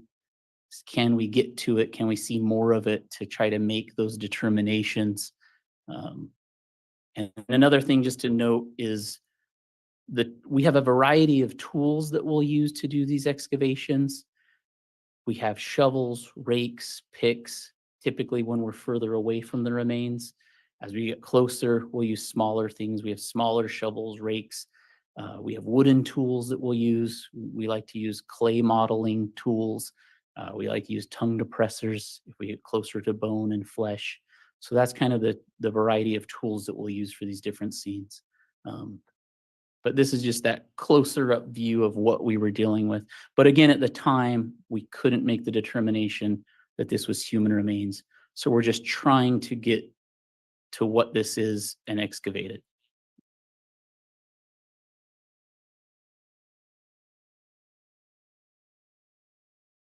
And Your Honor, this is photo 170DD as in Delta. And Agent, if you can describe what was going on in this photograph. So we were finally able to remove those pieces that we saw in the last photo. And these were the first pieces of what ends up being Tylee Ryan that we're able to excavate. And you can see from the photos, it was difficult for us to excavate.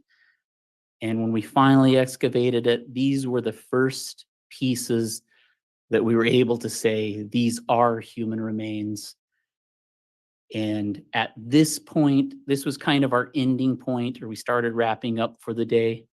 And so these human remains ended up going to the coroner. So they ended up going to the coroners. The coroner removed them from the scene. And then at this point, we knew for sure that site we were just looking at, that's going to be Tylee Ryan's burial site. And that's where we're going to excavate. So we set up a good perimeter now, and we'll come back on June 10th and finish excavating that site and come up with a better strategy or plan to finish the excavation. At this point, it was kind of hard for the team, the entire team. We had more than the ERT team out there, all of law enforcement. It was just, we didn't know necessarily what we were dealing with up until this point. So it was nice to have that final confirmation that these are human remains. And now we kind of stopped for the day knowing that at least we've got the right site. We'll come back tomorrow and fresh, and we'll finish the excavation.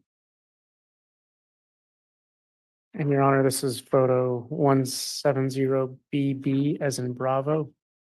And Agent, is this just a closer up photo of the last? Yeah, this is just a closer up photo of those bigger pieces that we were able to excavate that day. And it just shows kind of some of that charring pink flesh, what we were able to remove on June 9th, 2020. kind of closed out our day with that burial.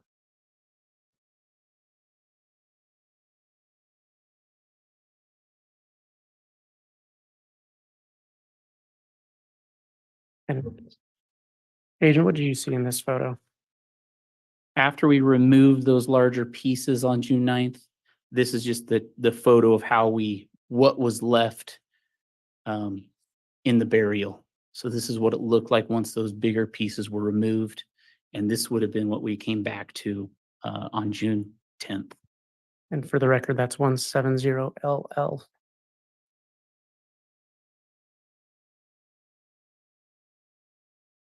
And Your Honor, this is 170CC. What was happening in this picture? And I would just call this more of an exit photo. So now we've kind of wrapped things up for June 9th. And that's just kind of how we started. We were starting to put things away, and then we're getting ready to leave the scene for June 9th. And Your Honor, this is 170EE as in echo. Agent, what do you see in this photo? This is going to be the morning of June 10th. So now we're back on scene, and we're one of our priorities. We have a lot of priorities, but one of the priorities for June 10th is going to be to finish the excavation of Tylee Ryan's burial site. And in this photo, you can see those orange stakes. The orange stakes is the perimeter I set up around Tylee Ryan's burial site. So that's going to be one of our main focuses for June 10th. Agent, you had spoken earlier about sifters. Can you see where my mouse is located, Yes. or pointer, I should say? Is that one of the sifting tools you used? Yes, that's one of our wooden sifters. And on the inside of that, there's a wire mesh. So that's what the sifters look like. Your Honor, this is photo 170FF.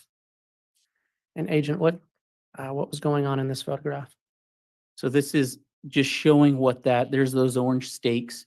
So that's just outlining kind of the perimeter now of Tylee Ryan's burial site. And that's going to be where her remains are. Now we just need to do that process we've talked about, just kind of layer by layer excavation. And we're just going to try to note anything significant that we find as we go layer by layer down. And we're just going to try to show that story of how we find her inside that burial site. Your Honor, this is photo 170GG. Agent, what did you observe here? And now you can see on this one, on one side of the burial site, we were able to excavate pretty deep, and you can start to see a green melted 5-gallon bucket. And then at the very bottom, we finally see something identifiable to us, which was Tylee's skull. And that's what you're basically seeing. On the top portion of that photograph, just something to note was the soil on the top side was, there was a harder substance to it. And I don't know what that was, but it just made it difficult for us to excavate. And what we end up doing is and I don't know if it was concrete or a quickcrete or what it was, but it made it hard to excavate. So we end up getting the backhoe and kind of pulling back that hard substance. And that's kind of what I wanted to show or talk about in that one. Your Honor, this is photograph 170HH. And Agent, what did you observe here? Now you can see that we've got around the entire human remains. And this is just we're pedestaling out these human remains, and it's just something really unique. They don't look like human remains. What we end up finding is just kind of this melted mass of remains. And you can see that you can kind of see the edge of the melted green bucket on this photo. And we finally did get to the other side where that harder substance soil was. We got past that, but we're able to at least give you guys an idea of how these remains were buried. And Your Honor, this is photo 170II. Agent, what did you observe here? This is just a close-up of that mass of remains. And initially, when we were trying to excavate from the top, not knowing what it was, this is just a good example of kind of why we didn't know what it was. We were trying to excavate this. It felt like it was organic material, but we just couldn't, it didn't make sense to us. Like, this doesn't look like human remains, but it's not dirt. I mean, that was the top part we were trying to get through, and we couldn't make sense of it. And Your Honor, this is photo 170KK. Agent, what did you observe in this? And this is just close-up photos of what was identifiable to us. So anytime we see something that we can identify with, we just naturally want to get good photos of that. So this is just closer up shots, the best we could get of that melted green 5-gallon bucket and the skull that was at the very bottom. And Agent, if you can see my pointer, is this the skull you're referring to? Yes.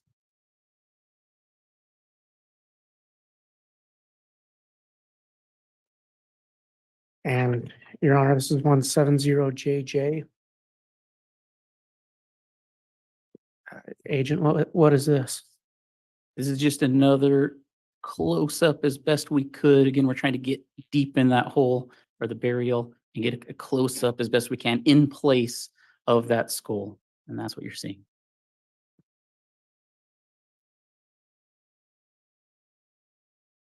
Your Honor, this is 17000. Agent, what was this? And then this is just the human remains, the massive melted remains. At some point, we just had to make the decision. We've excavated as best we could. We've shown everything we can. Now we just need to try to remove those remains. So when the team got in there to remove those remains, they fell apart. But this is just showing that burial with the remains removed. When you say they fell apart, how did that happen? What was going on when they fell apart? Well, just as a team of people tried to lift that pedestaled out massive remains, it literally just fell to pieces. And so then just imagine us all trying to pick up those pieces and put them into a body bag that was placed close by. Your Honor, this is photo 170NN. Agent, what was this? And then this is the coroner's body bag that was nearby that burial. And then these are those pieces that were then placed in the coroner's body bag. Your Honor, 170MM. Agent, what was this?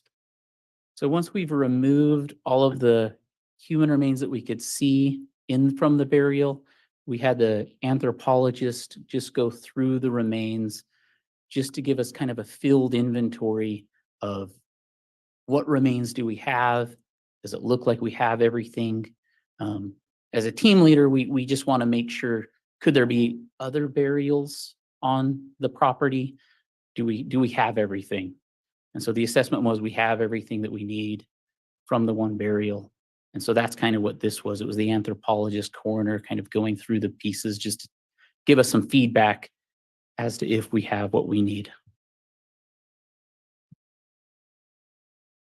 Your Honor, that 170PP. Agent, what is this a photo of? This is just a closer up photo now of those bricks. So now once we've decided, hey, the human remains were here, this was the burial, let's go ahead and collect those bricks. We still couldn't say that those bricks were on top of Tylee Ryan's grave, but they were close enough. And after what we saw at JJ's grave, we decided to collect those as evidence just in case. Your Honor, this is photo 170QQ. And Agent, what did you see here? This was just at the very end after we were done collecting the human remains. We had the backhoe just go a little deeper in the burials in each of them, but this was Tylee's. We had the backhoe just go a little deeper and a little bit wider at the burial, just to ensure that we had everything and we didn't see anything else unusual in the area. And then once the backhoe was done, then we covered the area back up. So we put the animal remains back in and we covered the entire area with backfilled all of the holes that we dug.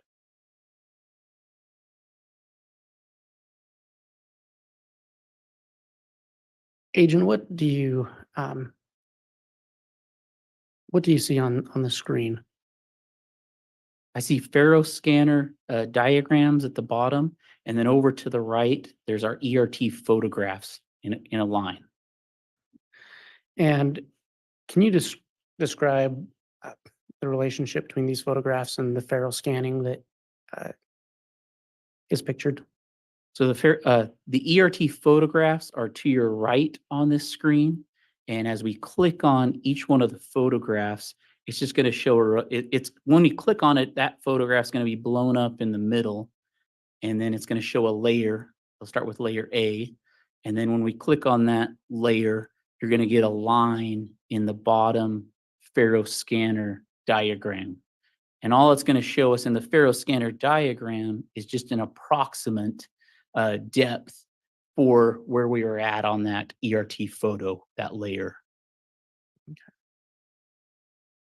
And the numbers going down the middle are those, is that, And that's in measurement is the numbers going down the middle is just a depth measurement, and it's going by feet.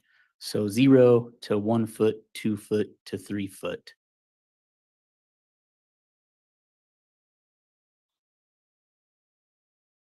and at this level, it was approximately 2 feet. Approximately 2 feet at layer C, And at layer D just under 2 feet, and at layer E when it was removed. still just under 2 feet.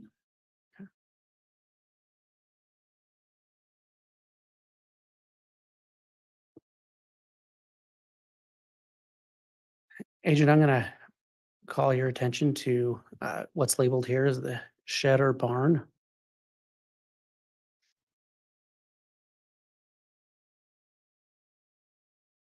What is the jury seeing in this photo? And I apologize, Your Honor, that's 170 WWW.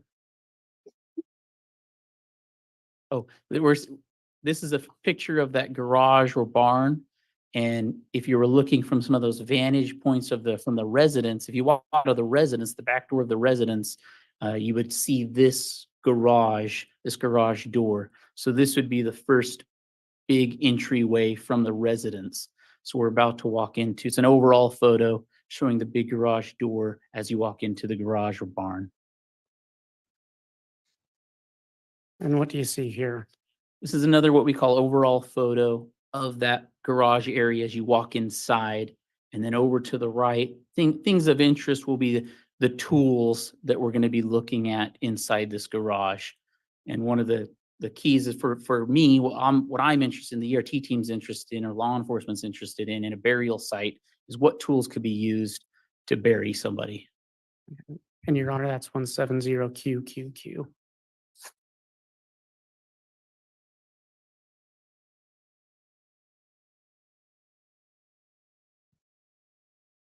And what did you see here, Agent? As you walk to that big garage door, which you can see in the photo, and if you just turn right, then you're going to see the tools lined up on the right side of that garage, or it's going to be the south side of the property. And Your Honor, that's 170 PPP.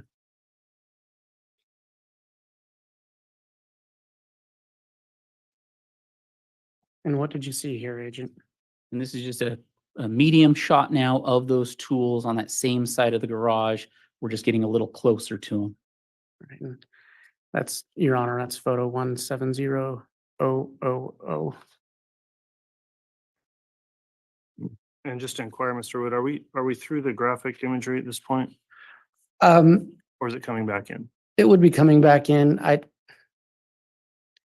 Could we have a very brief sidebar? Yeah, let's do that. Thank you.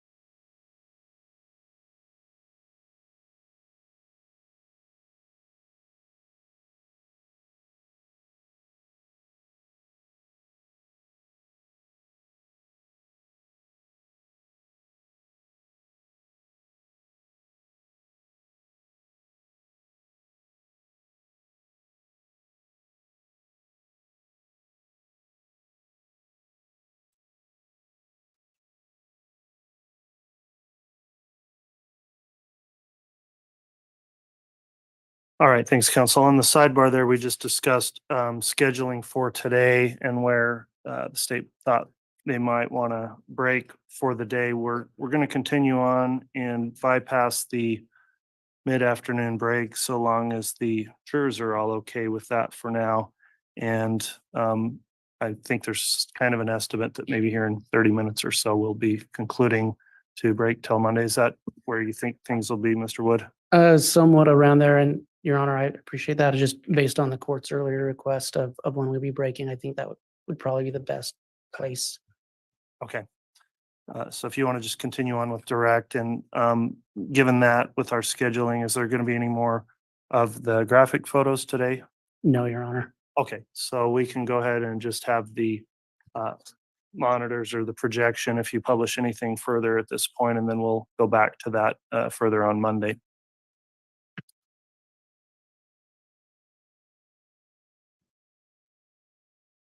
I don't recall, Your Honor, if I had labeled this picture. It's 170NNN. Okay, not yet. So QQQ, I think, was the last one I had.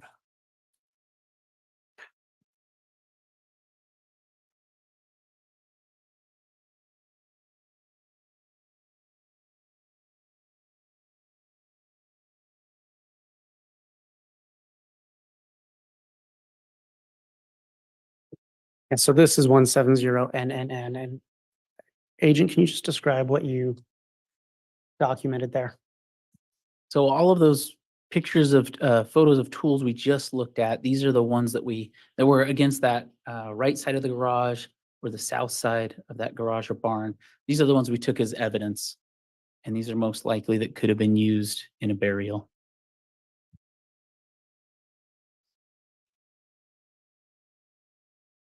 And Your Honor, this is 170MMM as in Michael.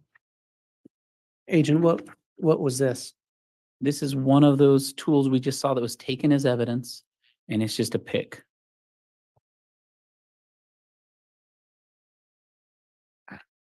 Your Honor, 170LLL. Agent, is that the same pick? That's the same pick we just saw that was taken as evidence. And this just shows some of the reasons we took it as evidence because of that debris you can see on the blade of that pick and some of the other black marks, on that pick. And you have your pointer now. Can you point out what you're referencing there? There's some kind of debris on the blade of this pick, and you can kind of see the black, potentially char marks on this pick. Grounds? Sustain. Okay. Just to that part of the response, Mr. Wood.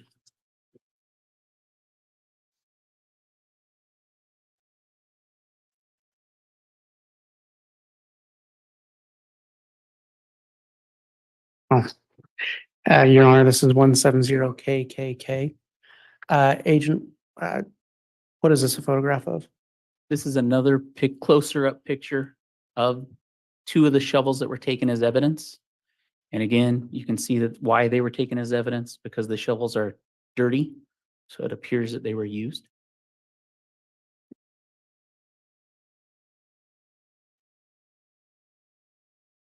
Your Honor, this is photo 170UUU.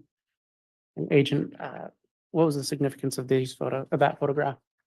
As you walk into the garage and if you make a left, these are tools that were collected as evidence that were from the left side of that first entryway of the garage. So we're on the west side of the garage. And then as you walk in the garage right here, you make a left. These tools were in this area.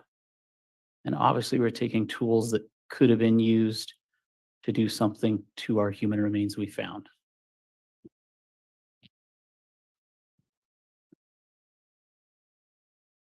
And Your Honor, this is 170V as in Victor.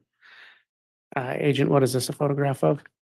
This is just an overall photo of some of the tools that were in the west side of this garage. And we didn't take all of these tools as evidence, but we just wanted a picture of a lot of the different tools.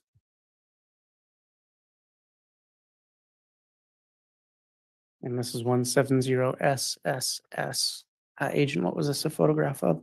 This is just an overall picture of some of the tools that were on the east part of the garage. And these tools were in the southeast corner of this garage. And you can see the man door right here. That door was located on the south side right there.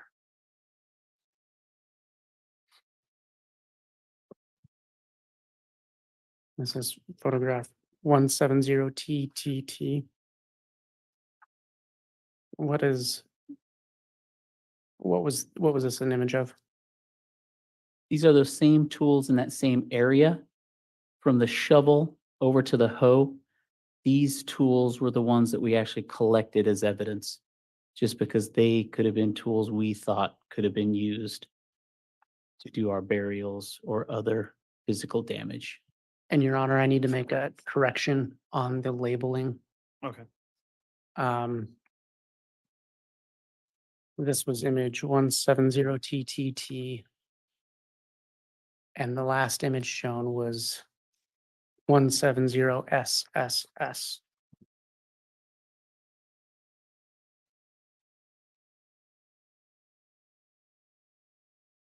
And Agent, Your Honor, this is 170 RRR. What was this an image of?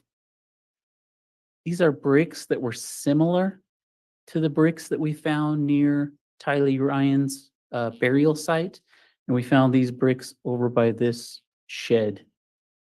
And we took a sample of those bricks also.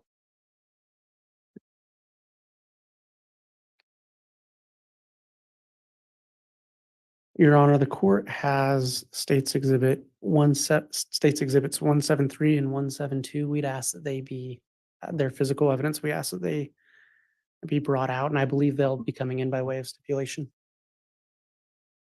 Okay, No objection, Judge. all right, the defense has reviewed both exhibits 173 and 172. They've been offered and are admitted. I'll instruct the bailiffs to retrieve those and they can be brought into the courtroom. And while they retrieve those, Agent, what did you do with the tools you collected? We turned everything over to the Rexford PD at the end of the both days. So we packaged them on scene and then turned them over to Rexford PD.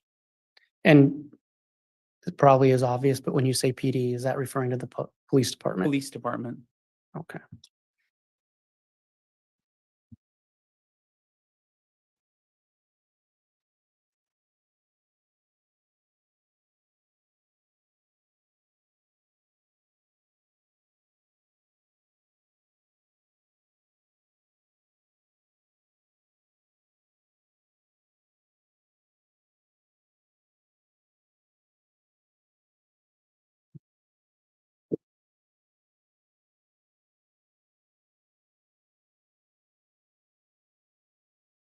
And Your Honor, from my understanding, we were going to ask Agent Daniels to approach this table and give him a handheld microphone. Okay, the witness can approach the table. If you'll stand, of course, on the side furthest from the jurors, facing the jurors, I guess, would be the appropriate place, and we'll get a microphone for you to continue testifying.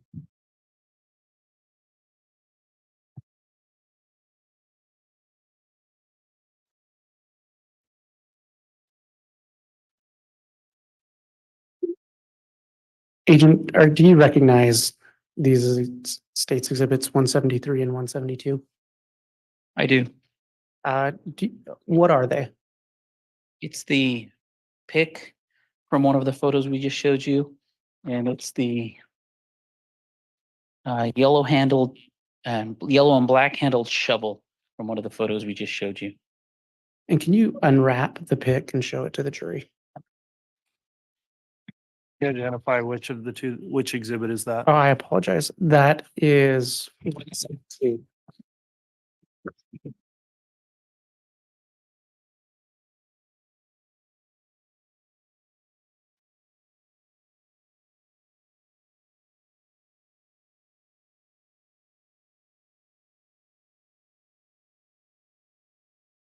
So this was the pick that we found as you walked into that garage.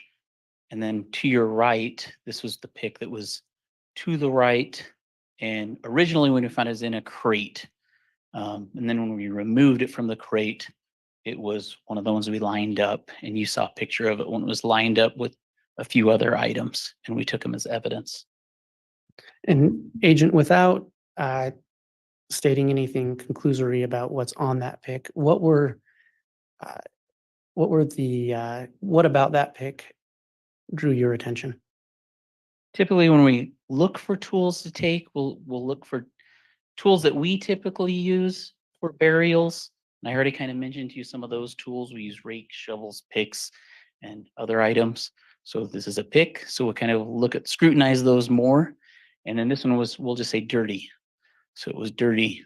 And so that was something that drew our attention. And that would just give it, the lab would be easier to test a dirty item. So those are things that we would look for. Thank you. And then if you can unwrap State's Exhibit 173 and show that to the jury.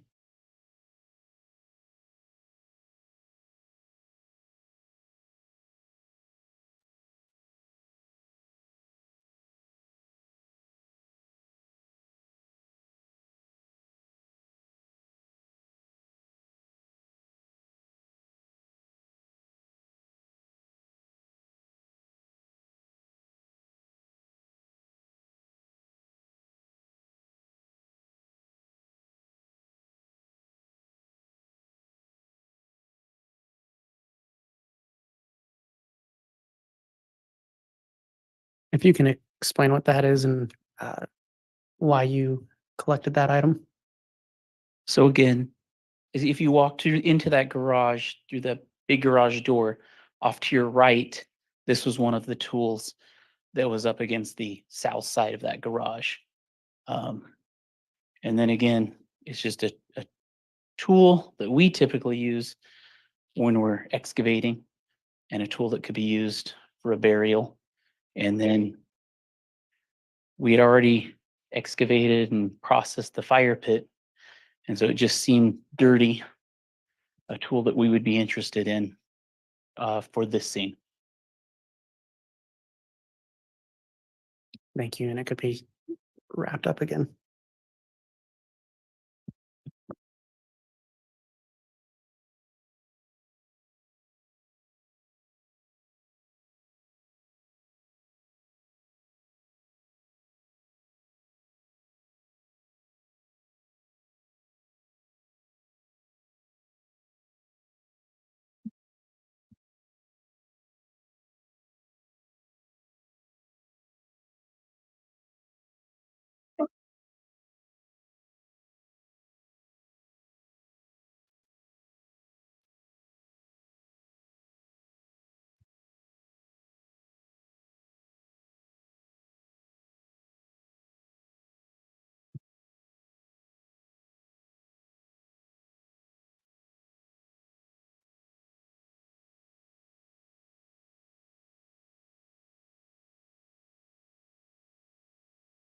And Your Honor, that actually went a little faster than what I had anticipated.